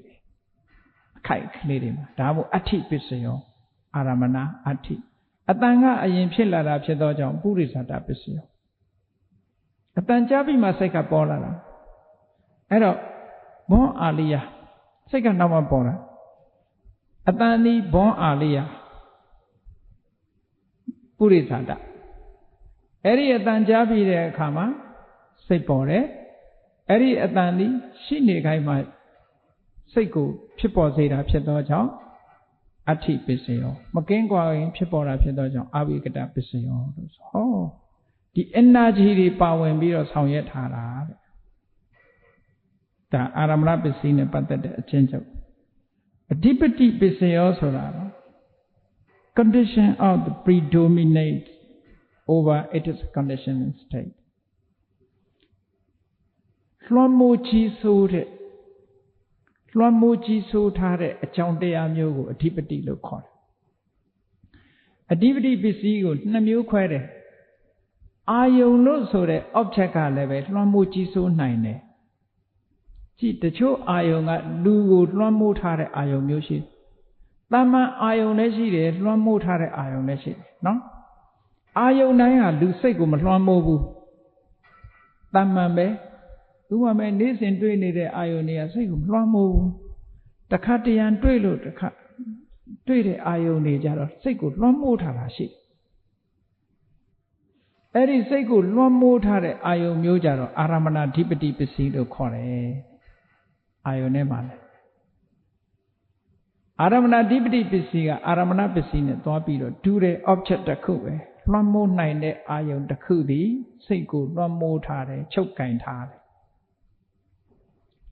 Dama means the Asilu Mianlight Haro, Damanja, the Asilu Jalite Hamu, Hovu to a Segu Lontare, Edajaro, a Dibidi Pisio. Now the Hazada Dibidi Serashi did born together, a do the option needed, the Yare Origo. Do the option needed, say a chain needed one more time. Eraga party also. Sanda. Do you say Sanda? Chili dignity, Patandia Name Sobido Lare. Najene Sure Sanda Ayimshit. Najene Sure Sanda Chaumolo. Luga di Yaula. Sanda Chiso light her corner. Era. Sandaga. Say that they alone would run her like that. Run her the idea. You cannot give at the Yala on swear you right. Sanda so that the body aga. Emitama Swan Ashi. Ludi has 600 Pimpia Lavi solution. Palm so low nine. Taja would do it. Palm so low nine is Sanda Muja, deep look call. Predominate. Swan and ye the coup, Chima the swan are ye the coup. Swear are a madama gaune. Tajao Sanda wado gainama gama nada is a deep. Sanda she in Omianam Shibu to the soldier. Sanda makes the impossible possible. No? Sanda so that they are Mapian Naina go chair on load. Sanda makes the impossible possible. Mapian Naina shit. Gee, Sana Gila resolution. Korma Miasavia allow no cheat. To Mira Pawa. To Mira, Nere Yamahu along Yanji the Bogo. အဘိညာဉ်တွေဘာတွေရတကောနဲ့အဘိညာဉ်နဲ့ပုဂ္ဂိုလ်ဒီပင်ကရာမြတ်စွာဘုရားထံကတရားလေးနာလိုက်တာနဲ့သူဉာဏ်ဖြစ်သွားအဲ့လောက်ထိအောင်သူဉာဏ်ရှိတယ်သို့တော့သူ့ရဲ့ဆန္ဒကတရားနာပြီးဉာဏ်ဖြစ်ဖို့မဟုတ်ဘူးဘုရားဖြစ်ခြင်းသူလိုပဲဘုရားဖြစ်ဒီပင်ကရာလိုပဲဘုရားဖြစ်ပြီးတော့တတ္တဝါတွေကိုကယ်တင်မယ်ဆိုတဲ့ဆန္ဒအဲ့ဒီအချိန်မှာဘုရားလောင်းရဲ့ဆန္ဒဘုရားဖြစ်ဖို့ဘလောက်ကြီးမားသလဲဆိုတာကိုအထက်ကရာရှင်းပြထားတယ်ဥပမာလေးတစ်ခုနဲ့နှိုင်းရှင်းပြစัจ java လာကြီးတစ်ခုမှာတဲ့မီးကြီးတွေရဲနေတဲ့မီးကြီးတွေအပြစ်ထည့်ထားအမတန်မှာစัจ java လာဆိုတာလည်းအကျယ်ဝန်းကြီးမဟုတ်ဘူးเนาะအဲ့ထက်မှမီးကြီးကဲတွေထည့်ထားပြီးတော့တစုံတစ်ယောက်ကနေပြီးဟောဒီမီးကြီးပုံကြီးကိုဒီတိုင်းဖဏတ်မပါဘာမှမပါပါနဲ့အဲ့ဒီပံဖြတ်ပြီးသွားနိုင်လို့ရှင်မင်းဟိုဘက်ရောက်ဖျားဖြစ်မယ်ဆိုသွားမှာလေဆန္ဒအဲ့လောက်ပြင်းတယ်လို့ပြောတာနော်အဲ့ဒါလို့ဆန္ဒပြင်းလို့ခေါရမြတ်စွာဘုရားရဲ့အလောင်းတော်သူမိတာဒီပင်ကရာမြတ်စွာဘုရားထံမှာဗျာဒိတ်ရတာဒီဆန္ဒကြီးစိုးမှုဟာကြည်ဆန္ဒကြီးပြီဆိုလို့ရှိရင်လောဘကိုလည်းဖယ်ရှားပြစ်နိုင်တယ်သူကလောဘတဲ့အစမ်းထွက်တယ်ရှိသမျှပစ္စည်းတွေလှူတာလေးမှပဲသိန်းပေါင်း100လှူတယ်မနေ့ကဆိုသိန်းနေ100နော်လှူကြတာကဲလောဘကဘာတတ်နိုင်လို့လောဘအနေနဲ့ဆိုမလှူဘူးသိန်း100哦သိန်း1000လည်းမလှူနိုင်ဘူးလောဘရှိနေလောဘကိုလှူခြင်းတဲ့ဆန္ဒကဖြတ်တော့ပလိုက်တော့လောဘဘာမှတတ်နိုင်ဘူးဆန္ဒကြီးလာပြီဆိုလို့ရှိရင်အကုန်ဆွတ်လွတ်နိုင်တဲ့လူတွေမှာအဲ့ဒါဟာအဓိပတိပစ္စည်းလို့ခေါ်တာအဲ့ဒီဟာအဓိပတိပစ္စည်းတဲ့ဆန္ဒဟာပြင်းထန်တယ်လို့ပဲစွမ်းအားရှိတယ်လို့ predominate ကြီးစိုးနိုင်တယ်လို့ပဲဝိရိယကလည်းကြီးစိုးနိုင်တယ်တချို့ကြတော့သိချိုးစားတယ်အောင်မြင်ပေါက်ရအောင်ချိုးစားတယ်လောကီစီးပွားလည်းလောကီစီးပွားမှုလောကုတ္တရာပညာလည်းလောကုတ္တရာပညာမှုကြီးပွားဖို့ရအတွက်ကြိုးစားတယ်မနေမနာကြိုးစားအားထုတ်အဲ့ဒီဝီရိယထက်သန်လာပြီဆိုရင်ဉာဏ်နာတွေကအကုန်လုံးသူ့နောက်ကကြီးပဲအကုန်လုံးသူကရှေ့ကသွားတယ်ဝီရိယပြင်းထန်လာပြီဆိုရင်လည်းဝီရိယကအဓိပတိဖြစ်လာအဲ့ဒါကိုအဓိပတိပစ္စယောလို့ခေါ်တယ် effort makes the impossible possible လုံးလဝီရိယဟာလည်းပဲမဖြစ်နိုင်တာဆိုတာမရှိဘူးအလုံးဖြစ်တာကြီးပဲဝိရိယဝတ္တောကိဏ္ဏမကမ္မနာသိစတိလို့ပြောတာဝိရိယကိုရှေ့တန်းတင်လိုက်တာဒီထို့တူပဲလူရဲ့စိတ်ဓာတ်ဟာလည်းစွမ်းအားအမတန်ထက်တယ်အဓိပတိပစ္စည်းတတ်တယ်လူရဲ့စိတ်စွမ်းအားဟုတ်တယ်ဗောလူရဲ့စိတ်စွမ်းအားကြောင့်ဒီရုပ်ကြီးဟာပါလာတာကြည့်လေဘာနဲ့တဲလာတပည့်တော်ကားနဲ့လာတာကားပေါ်ရောက်အောင်စိတ်စွမ်းအားနဲ့တက်တာနော်ကားနဲ့လာတယ်ဆိုရင်စိတ်စွမ်းအားနဲ့လာရတာအဓိကအစိတ်စွမ်းအားပဲစိတ်မပါရင်ကားရှိလည်းမလာပါဘူးစိတ်စွမ်းအားဒီဘလောက်ဝေးဘလောက်ခက်ဟုတ်လားဘာစကားဘယ်နှဆင်းစီရရောက်လာတာရောက်လာတယ်ဟောဒီတရားပွဲကိုရောက်လာဒါဘာကြောင့်လဲစိတ်ပဲစိတ်စွမ်းအားကတက်ဆောင်လာခဲ့တာအဲ့တော့စိတ်ဟာအဓိပတိဖြစ်လာပြီဆိုလို့ရှိရင် dominate လုပ်နိုင်တယ်ဒါကိုအဓိပတိပစ္စယောလို့ပြောတာနောက်တစ်ခုဝိမာန်တစဉ်းစားဉာဏ် investigation အဲ့ဒီစဉ်းစားဉာဏ်ကလည်းပဲစိတ်စွမ်းအားလို့ပဲသူကလည်းကြီးစိုးထားနိုင်တယ်အဲ့ဒီဝိမာန်တဆိုတာစဉ်းစားဉာဏ်နဲ့စွမ်းအားပေါ်မှာကြည့်ပြီးလှုပ်တဲ့နဲ့မလှုပ်တဲ့မှုဆိုတာစဉ်းစားဆုံးဖြတ်ပြီးလှုပ်တဲ့မီလို့စဉ်းစားဆုံးဖြတ်လိုက်တာနဲ့သိတာနဲ့တကြိုင်နဲ့ဘာမှမရှောင်လှုပ်တယ်ဝိမာန်တအသိဉာဏ်နဲ့စဉ်းစားပြီးလုပ်ပြီးဆိုလို့ရှိရင်နောက်လှည့်မချီတော့ဘူးသူကဒါကြောင့်မို့ investigation makes the impossible possible ဒါအဓိပတိ၄ပါးလို့ခေါ်တယ်အဲ့ဒီအဓိပတိ၄ပါးသန္တာဝိရိယစိတ်တာဝိမာန်တအဓိပတိ၄ပါးအဲ့ဒီအဓိပတိ၄ပါးရဲ့စွမ်းအားဟာဘလောက်ထက်သလဲလို့ဆိုရင်သူတို့ကိုအဋ္ဌိပါဒလို့လည်းခေါ်တယ်အဋ္ဌိဆိုတာအစွမ်းတကူပါရအကြောင်းတရားတွေအစွမ်းတကူထက်လာဖို့အတွက်လည်းပဲဟောတာတွေအကြောင်းတရားတွေပဲတဲ့ Itipat Levago, Yasavia, Hordani, Ananda, Itipat Levago, Sanitacha, Lila, Boamia Talo Shin, Ateko down Swesan Talo Yard. Cooking down, la do a donor at the better so look out that tool.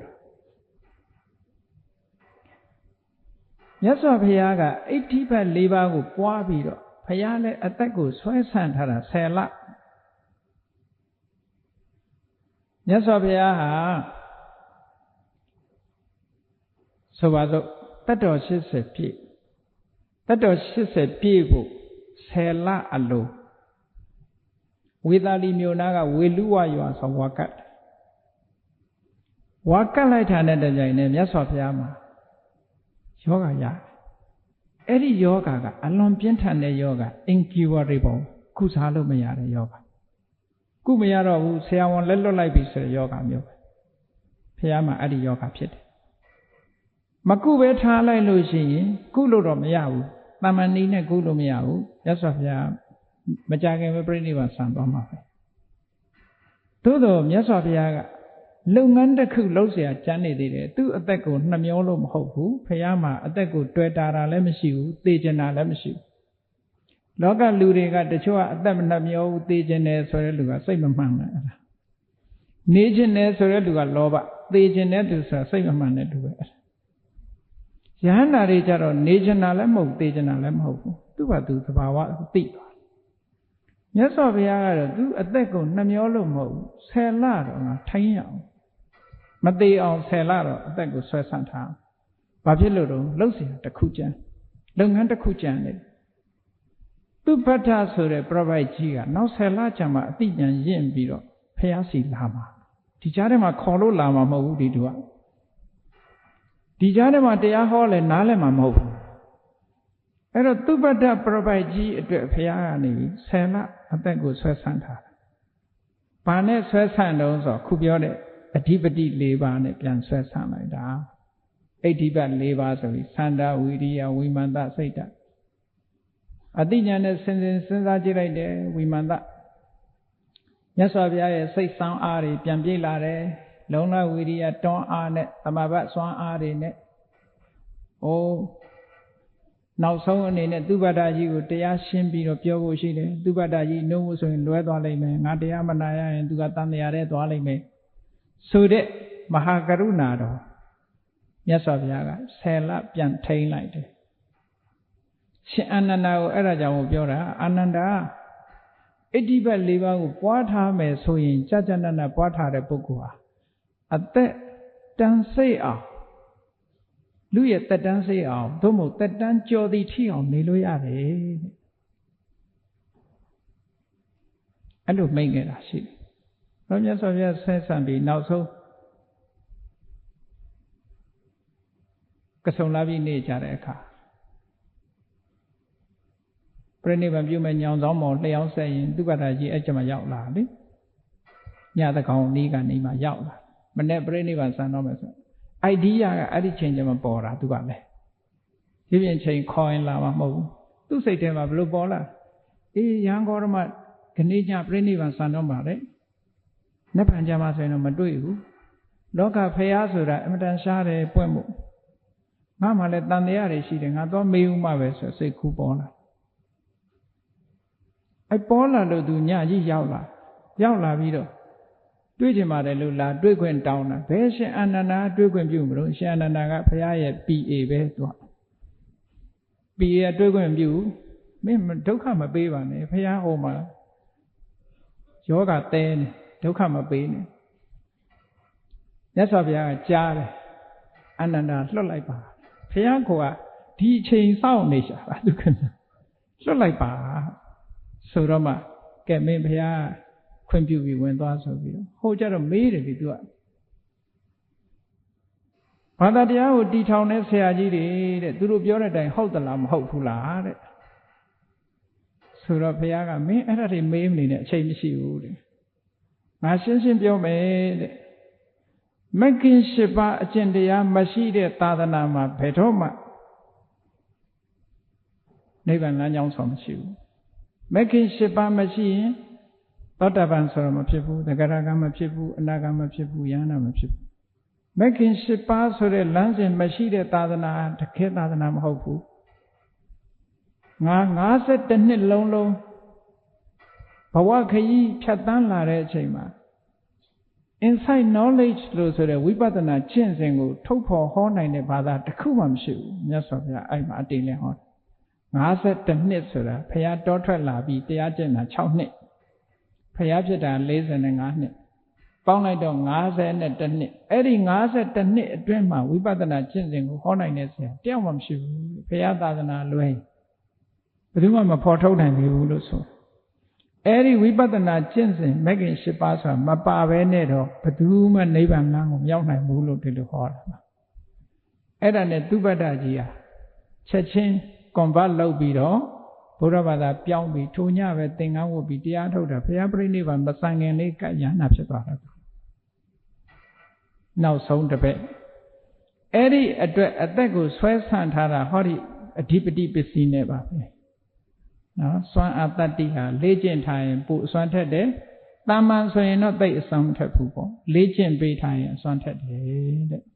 ဒါအဓိပတိပစ္စယောနော်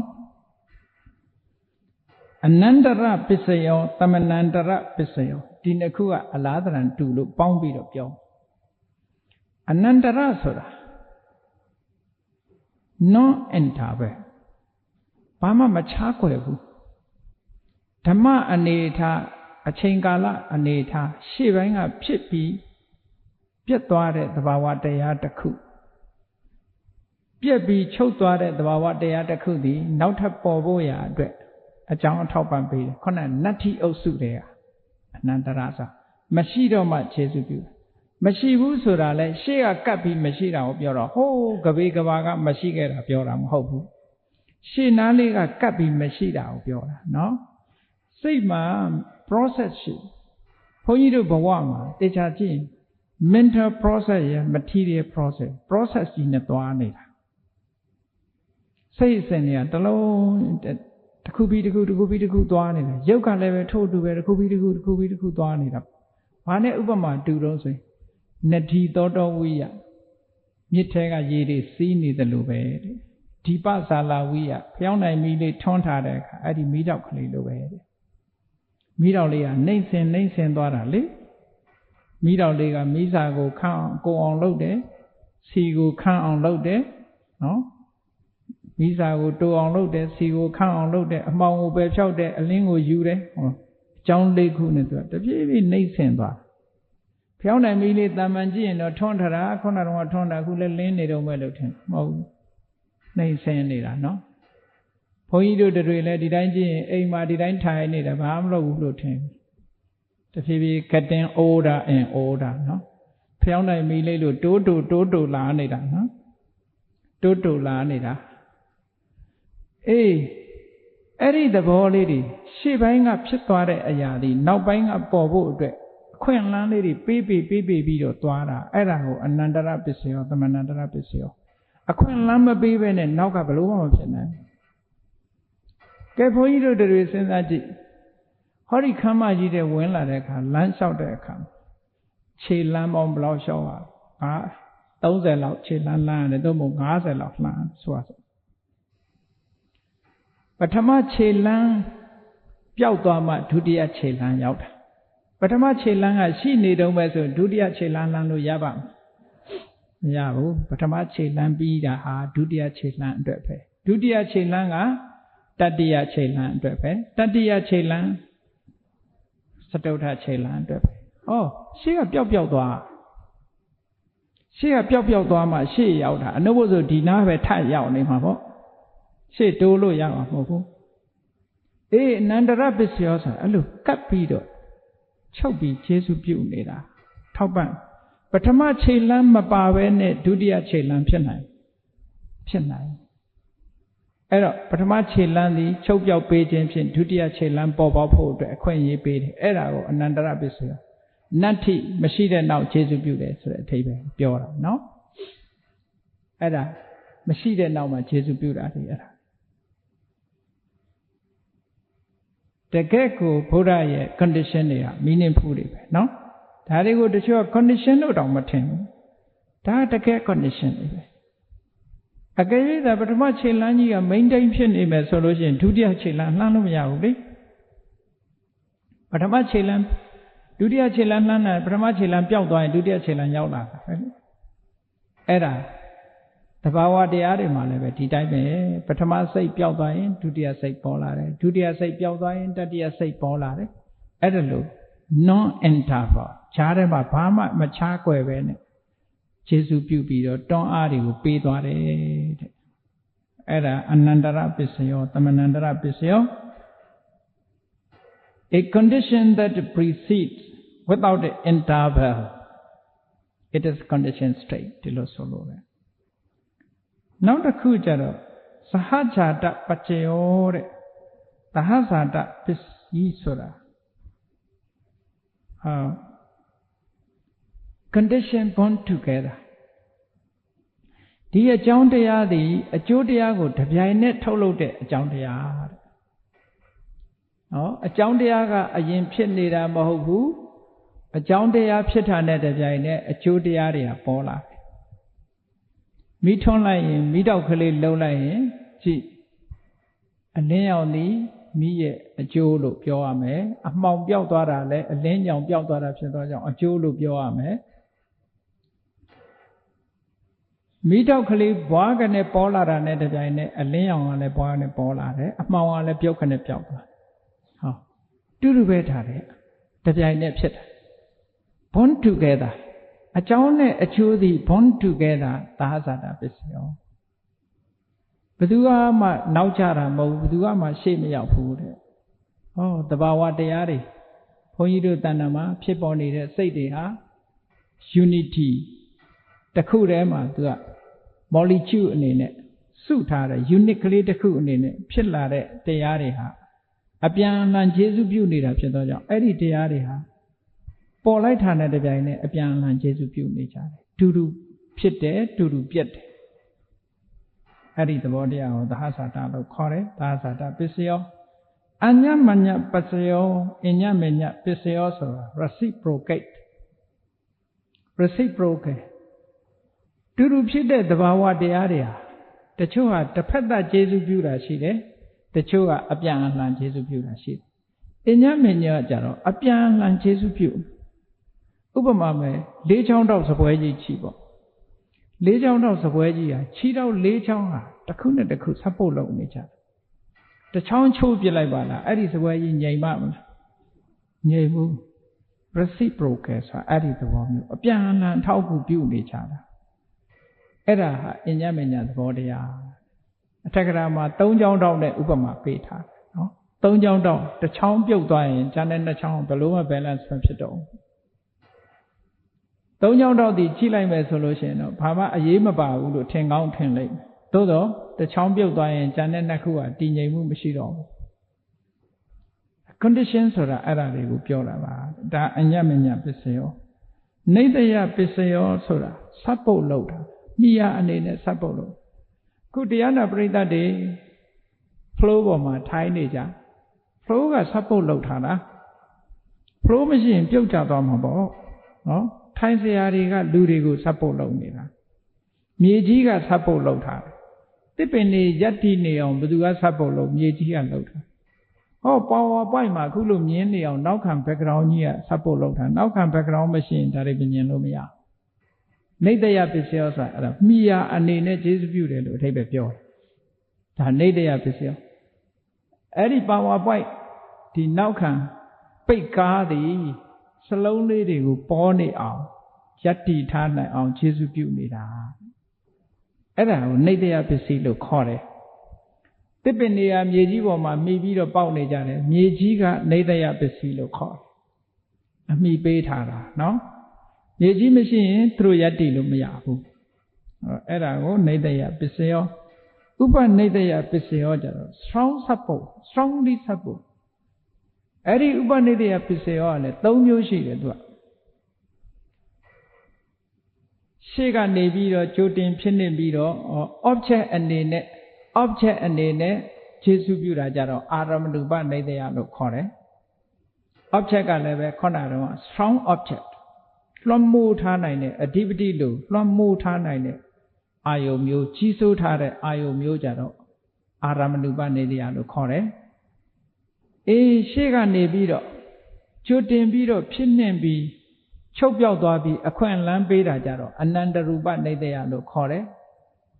ကျန်တဲ့စွမ်းအားကြီးမားတဲ့အထောက်အကူတွေကြတော့ပကတုပနေတရားလို့ခေါ်တယ်အဲ့ဒီပကတုပနေတရားဆိုတာကြတော့အလုံးကိုကာဗာဖြစ်တယ်ဝေသားဟာလည်းပကတုပနေတရားပဲတစ်ပင်တွေဟာလည်းပကတုပနေတရားပဲပုဂ္ဂိုလ်ဟာလည်းပကတုပနေတရားရဲ့ဘုန်းကြီးတို့တွေလေကြည့်လေမွေးဖွားလာတဲ့အနေစားပြီးအသက်50 60 80 80နေကြတာဘယ်သူကထောက်ပံ့အာဟာရထောက်ပံ့အစာနေပြီးတော့ဒီအသက်ကိုထောက်ပံ့ပေးထားတာအဲ့တော့ဒါပကတုပနေတရားပဲ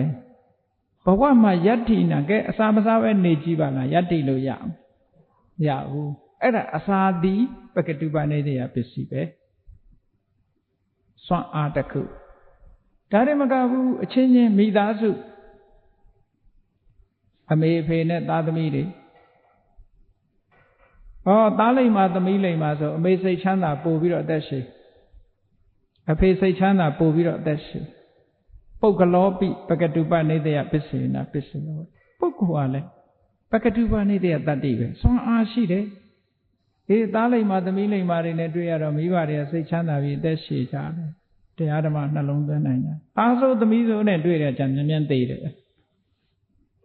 စိတ်ညစ်ပြီးတော့အဲ့ဒါပကတုပနေတရားကောင်းတဲ့ပုဂ္ဂိုလ်နဲ့ကောင်းလို့ရှင်ပေါင်းရလို့ရှင်လူကောင်းဖြစ်မကောင်းတဲ့ပုဂ္ဂိုလ်တွေနဲ့ပေါင်းရတာမကောင်းတဲ့လူဖြစ်သွားတယ်တဏ္ဍာနာနိတဏ္ဍာမုတ်ဆိုးနာနိမုတ်ဆိုးစွာပုဂ္ဂလောပိပကတုပဥပနေတရားပစ္စေနပစ္စေယောလို့မြတ်စွာဘုရားဟောထားတာရှိတယ်အဲ့ဒါတွေကပကတုပနေတရား strong condition strong support အဲ့တော့လောကမှာလိုက်ကြည့်လိုက်လို့ရှိရင်24ပစ္စည်းကလွတ်တာတစ်ခုမှမရှိဘူးတစ်ခုတည်းလဲခြေစုပြုတာမဟုတ်အများကြီးပစ္စည်းတွေကအကုန်လုံးစုပေါင်းပြီးခြေစုပြုခုနပြောတဲ့PowerPoint မှာပြထားတဲ့ဟာအတိုင်းပဲပဋ္ဌာန်းဆိုတစ်ခုတည်းမဟုတ်အားလုံးကစုပေါင်းပြီးတော့ condition တွေအများကြီးကစုပြီးတော့အကျိုးလေးတစ်ခုကိုထမ်းထားတာနော်ပုရိချာတပုရိသန္တပစ္စယောဘွန်အာလိယကြိုတင်ပြီးတော့မှဖြစ်ပြီးခုနက object တွေဟာကြိုတင်ပြီးတော့ဖြစ်လာတယ် base တွေဟာကြိုတင်ပြီးတော့ဖြစ်လာတယ်ဖြစ်လာပြီးတဲ့နောက်မှာဆိုင်ရာစိတ်ဆွမ်းအားတွေကိုကျေစုပြုနေတယ်ပုရိသန္တပစ္စယောနောက်ပစ္ဆာသာတပစ္စယောဘွန်လိတာနောက်မှမွေးဖွားလာပြီးတော့ကျေစုပြုတယ်ခုနကပြောခဲ့တဲ့ဥပမာလိုပဲစားရမယ်ဆိုတဲ့အာသာလေးနဲ့အသက်ရှည်မျောလင်းချက်ကလေးနဲ့အသက်ရှည်လင်းနာလေးတွေရဲ့ခန္ဓာကိုယ်ဟာစားရတော့မယ်ဆိုတဲ့အတွေးလေးနဲ့သူခမများဆာလောင်မှုကိုမွတ်သိပ်ဆာလောင်နေတဲ့အနေထားလေးကိုထိန်းထားနိုင်တယ်ပေါ့တေမသွားဘူးပေါ့နော်စားချိန်တန်တော့သူတို့စားရတာပေါ့အဲ့ဒါကိုဆိုလိုတယ်အတေဝနပစ္စယောဆို repeated condition repeating condition သူကထပ်တလဲလဲလောက်လာတဲ့အခါ experience တွေက strong ဖြစ်လာပို့ပြီးတော့ strong ဖြစ်လာစာကြက်တဲ့အခါကျတော့တစ်ခေါက်တည်းကြက်ရုံမရဘူးခဏခဏထပ်ကြက်ပါများဟုတ်လားပရိတ်ကြီးတွေပါဠိတွေရကြလို့ဆိုပြီးတော့တစ်ခေါက်ဖတ်နေတိုင်းဖတ်သွားရင်ကနေနောက်ကြတော့အလွတ်ရွတ်နိုင်နောက်ကြမစင်စားပဲနဲ့ခုဆိုနမောတတအိယာနှုတ်ပြီးနမောတတရွတ်စားမှဆိုမှောင်အောင်ရွတ်နိုင်ပါအာသေဝနနှုတ်ကိုစွမ်းအားတွေဖြစ်သွားစွမ်းအားတွေကအဲ့ဒီဘာကိုရောက်သွားစွမ်းအားဆိုတာလေ့ကျင့်ပါများရင်စွမ်းအားရအာကစားသမားတွေချီပေါ့လေ့ကျင့်ပေးနေတာအဲ့လိုပဲအာသေဝနပစ္စည်းဟာဒီလိုလေ့ကျင့်ပါများတဲ့ခါကျတော့ရှေ့ဟာနဲ့နောက်ကဟာနဲ့ရှေ့ဟာစွမ်းအားတွေတက်သွားပညာအရေးချင်းတွေလည်းကြည့်လေမူလတန်းမှာသင်ခဲ့လို့အလယ်တန်းမှာသင်လို့ရတာအလယ်တန်းမှာသင်ခဲ့လို့အထက်တန်းမှာသင်လို့ရတာအထက်တန်းမှာသင်ခဲ့လို့ University level မှာသင်လို့ရတာဟောပညာတွေကလည်းအဲ့ဒါလိုသွားအာသေဝနပစ္စည်းနဲ့တတ္တိအဲ့ဒီအာသေဝနဆိုတာလေရှေ့ကဖြစ်ခဲ့တဲ့တွန်းအားတွေမို့ तू ကလည်းနတ္ထိပဲမရှိတဲ့နောက်မှာခြေစုပြုတာရှိနေတော့ခြေစုပြုတာမဟုတ်ဘူးမရှိတဲ့နောက်မှာခြေစုပြုတာလေ အသေးဝနာစွမ်းအားတွေကာမပစ္စယောတဲ့ဒါကတော့ဘုရားဘာသာတွေကံကံဤအကြောင်းကိုပြောနေကြတာပေါ့ကာမပစ္စယောဆိုတဲ့နေရာမှာနှစ်မျိုးရှိတယ်သဟဇာတကာမတဲ့နာနခတိကကာမသဟဇာတကာမဆိုတာစေတနာလေးဟာ universal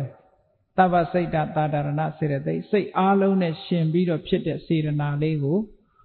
သဟဇာတကာမလို့ခေါ်တယ်နာနခတိကကာမဆိုတာကုသိုလ်အကုသိုလ်နဲ့ရှင်တွဲလာတဲ့တွန်းအားလေးစေတနာလေးကိုခေါ်တယ်အဲ့ဒီနာနခတိကကာမကြတော့အခုဘုရားဘာသာတွေပြောနေတဲ့ကံကံဤအကျိုးဆိုတဲ့ထဲကကံကိုပြောတာနာနခတိကကာမမကောင်းတာတွေလုပ်လို့ရှိရင်ထိုမကောင်းတဲ့အကျိုးရကောင်းတာလုပ်လို့ရှိရင်ကောင်းတဲ့အကျိုးရဆိုတာနာနခတိကကာမကိုလုပ်တဲ့လုပ်ရက်တွေက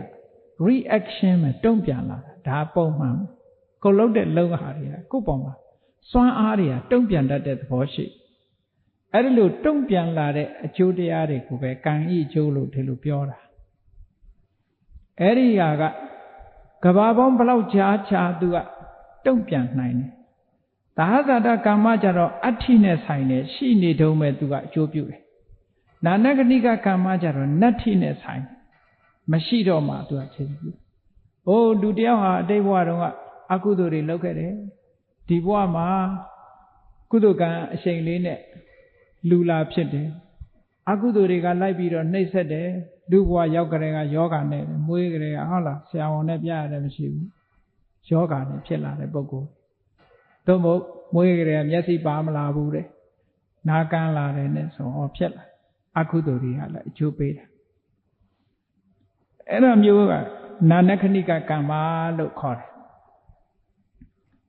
နောက်ပြီးတော့ဝိပါကပစ္စယောဆိုတာဒါတော့ဝိပဿစိတ်တွေအကျိုးတရားတွေအကျိုးစိတ်တွေဟာ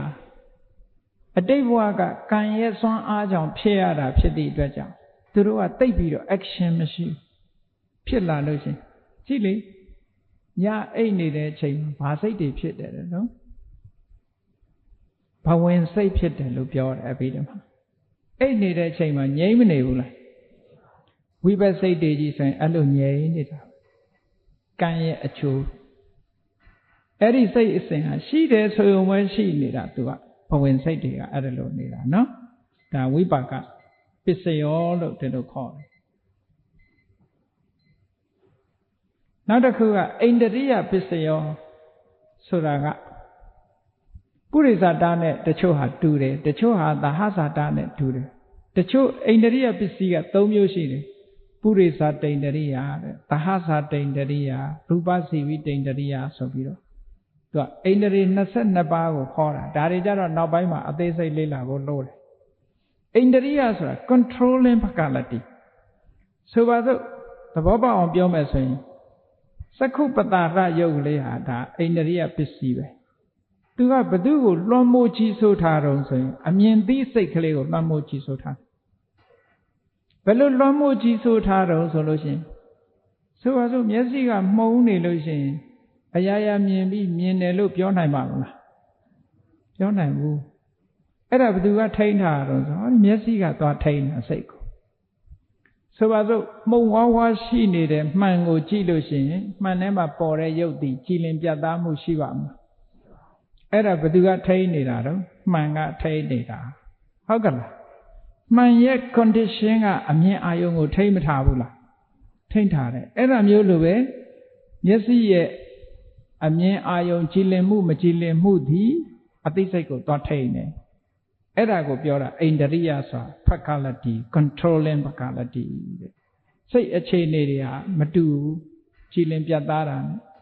နားအကြားလည်းထို့တူပဲနှာခေါင်းကအနံလည်းထို့တူပဲရှားရဲ့အရသာခံမှုကလည်းထို့တူပဲခန္ဓာကိုယ်ရဲ့ထိတွေ့မှုကလည်းထို့တူပဲစိတ်ရဲ့ကြံစည်တွေးတောမှုကလည်းပဲထို့တူပဲသူ့ရဲ့စွမ်းအားပေါ်မှာမူတည်ပြီးတော့ကြည်လင်မှုမကြည်လင်မှုသွားတာဒါဟာ controlling faculty လို့ခေါ်တယ်နော်သူကလည်းရှိနေတုံကျေစုပြုတာဖြစ်လို့ကြိုတင်ပြီးတော့ဖြစ်ပေါ်လာပြီးကျေစုပြုတာဖြစ်လို့ပုရိသတိန္ဒရိယကျန်တဲ့ဝေဒနာတို့ဘာတို့ခံစားချက်တွေကလည်းပဲစိတ်ကိုတနည်းအားဖြင့် control လုပ်ထားတာဖြစ်သောကြောင့် သူတို့ကြတော့ born together သဟဇာတိန္ဒရိယအနေနဲ့သွားတာဒါဣတရိယပစ္စယောရူပဇီဝိတိန္ဒရိယဆိုတာအသက်သဘောမျိုးရုပ်ခန္ဓာမှာရှိတဲ့နောက်မေဃပစ္စယောတဲ့ဒါကလမ်းကြောင်းအနေထားမျိုးသူကလမ်းကြောင်းဖော်ပေးတဲ့သဘောမေဃပစ္စည်းဆိုတာလမ်းကြောင်းဖော်ပေးတာလမ်းဆိုတာအဲ့ဒီပေါ်လျှောက်သွားလို့ရှိရင်တော့သူ့ရဲ့ destination ရောက်မှာပဲ destination ကိုလမ်းဖော်ပေးတယ်အဲ့ဒါလည်း condition တစ်ခုပဲဆိုပါစို့ဒီစိတ်မျိုးဒီအတွေးမျိုးကိုထားမယ်ဆိုလို့ရှိရင်အဲ့ဒီအတွေးအဲ့ဒီအတိတို့ရဲ့အဲ့ဒီစိတ်တို့ရဲ့လမ်းဆုံးကိုရောက်သွားမှာပဲသူကတည်သွားတာသူကတည်သွားတယ်မေဃပစ္စည်းဆိုတာလမ်းကြောင်းပေးသွားတာသူကလမ်းကြောင်းပေးသွားဒီအတွေးမျိုးတွေးလို့ရှိရင်ဒီလမ်းဆုံးကိုရောက်တယ်ဆိုတာအဲ့ဒီလမ်းဆုံးရောက်အောင်ဘယ်သူကတည်သွားတော့ဆိုရင်ခန္ဓာတမ္မာသင်္ကပ္ပမိစ္ဆာသင်္ကပ္ပဆိုတဲ့ဒီဝိတက်ကနေပြီးတော့တည်သွားတာသူ့ကိုမေဃပစ္စည်းလို့ခေါ်တယ်လမ်းကြောင်းပေးသွားတဲ့ပစ္စည်းလို့ဒီလိုပြောတယ်နောက်တစ်ခုကဇာနပစ္စယောဇန်ဆိုတာကတော့ဒီအာယုန်တစ်ခုကိုစူးစိုက်ရှုနေဖို့အတွက်စိတ်မှာစွမ်းအားတွေပေးတယ် condition တစ်ခုဇန်တရားအထုတ်ထားတဲ့မကဘူးဒေါသဖြစ်နေလို့ရှိရင်လည်းဒီမကျေနပ်တဲ့ဟာကထိုအာယုန်ကိုအမြဲတမ်းရှင်တွဲပြီးတော့ဆင်ခြင်သုံးသပ်နေတာဖြစ်သောကြောင့်သူ့ကိုလည်းဇန်လို့ခေါ်တယ်နော်အကုသိုလ်ဇန်လို့ခေါ်တယ်နောက်တစ်ခုတံပယုတ်တပစ္စယောဆိုတာစိတ်နဲ့စေတသိက်ရှင်တွဲနေတဲ့သဘောကိုပြောတာဝိပယုတ်တပစ္စယောဆိုတာစိတ်နဲ့ရုပ်ဘုန်းကြီးတို့မှာ body နဲ့ mind နှစ်ခုရှိတယ်ဒီနှစ်ခုသည်တူတူတွဲနေတော့လည်းပဲ associate မဖြစ်ဘူးတဲ့ရေနဲ့စီဟာတူတူတွဲထားတော့လည်းပဲ mix ဖြစ်မသွားဘူးထို့တူပဲရုပ်နဲ့နာဟာလည်းပဲ mix ဖြစ်မသွားဘူးတဲ့ line နှစ် line နဲ့ mental process နဲ့ material process ရုပ်ဖြစ်စဉ်ကြီးနာမ်ဖြစ်စဉ်ကြီးဒီနှစ်ခုစလုံးတွဲသွားနေပြီမဲ့သူတို့နှစ်ခုဒီ mix ဖြစ်မသွားဘူးအဲ့ဒါဝိပယုတ်တပစ္စယောအဲ့ဒါလို့မဖြစ်တာလဲသူ့ရဲ့စွမ်းအားတစ်ခုပဲနော်ဝိပယုတ်တပစ္စယောနောက်ဟာကြတော့အဋ္ဌိပစ္စယောနတ္ထိပစ္စယောဆိုတာရှင်းခဲ့ပြီးပြီအဋ္ဌိဆိုတာအကြောင်းတရားနဲ့အကျိုးတရားနှစ်ခုဖြိုင်းတူရှိနေတဲ့အချိန်မှာအကျိုးပြုတာနတ္ထိပစ္စယောဆိုတာအကြောင်းတရားတွေချုပ်ပြောက်သွားမှအကျိုးတရားပေါ်လို့ရတာနတ္ထိပစ္စယောအဋ္ဌိပစ္စယောနဲ့နတ္ထိပစ္စယောနဲ့ဝိကတပစ္စယောဟာသဘောချင်းတူတူပဲဝိကတဆိုတာလုံးဝကင်းပြတ်သွားတဲ့အခါမှခြေစွပ်ပြုတာနည်းနည်းလေးကြမ်းနေလို့မရဘူးเนาะလုံးဝရှေ့ကအကြောင်းတရားဒီလုံးဝချုပ်ငြိမ်းသွားတဲ့အခါမှခြေစွပ်ပြုတယ်ဒါလည်းပဲခုနကအဋ္ဌိနတ္ထိကအနန္တရသမဏန္တရတို့လိုပဲနတ္ထိနဲ့ဝိကတကနောက်အဝိကတဆိုတာတော့အဋ္ဌိပစ္စည်းနဲ့တူတူပဲလို့အလုံးပေါင်းလိုက်တဲ့အခါကျတော့ဒါ24ပစ္စည်းပဋ္ဌာန်းတရားတော်အရာဘုန်းကြီးတို့ရဲ့ daily life နေ့စဉ်ဘဝကိုယ့်ရဲ့ဘဝမှာပဋ္ဌာန်းတရားနဲ့လက်တွေ့ဆင်ခြင်သုံးသပ်ကြည့်မယ်ဆိုလို့ရှိရင်ဟောဒီအကြောင်းတရားတွေဟာဒုဘဝကိုကြီးစိုးပြီးလွှမ်းမိုးအုပ်ချုပ်နေတာပါလားလို့အကြောင်းတရားတွေကိုသဘောပေါက်လာလို့ရှိရင်မကောင်းတဲ့အကြောင်းတရားတွေကိုတို့ဖယ်ရှားမယ်ကောင်းတဲ့အကြောင်းတရားတွေကိုတို့ဖန်တီးယူမယ်ဖန်တီးယူခြင်းဖြင့်ကောင်းကျိုးချမ်းသာတွေကိုတို့ရနိုင်တယ်လို့ကိုယ်စီသဘောပေါက်ပြီးပဋ္ဌာန်းတရားတော်အတိုင်းလိုက်နာကျင့်သုံးနိုင်ကြပါစေကုန်သတည်း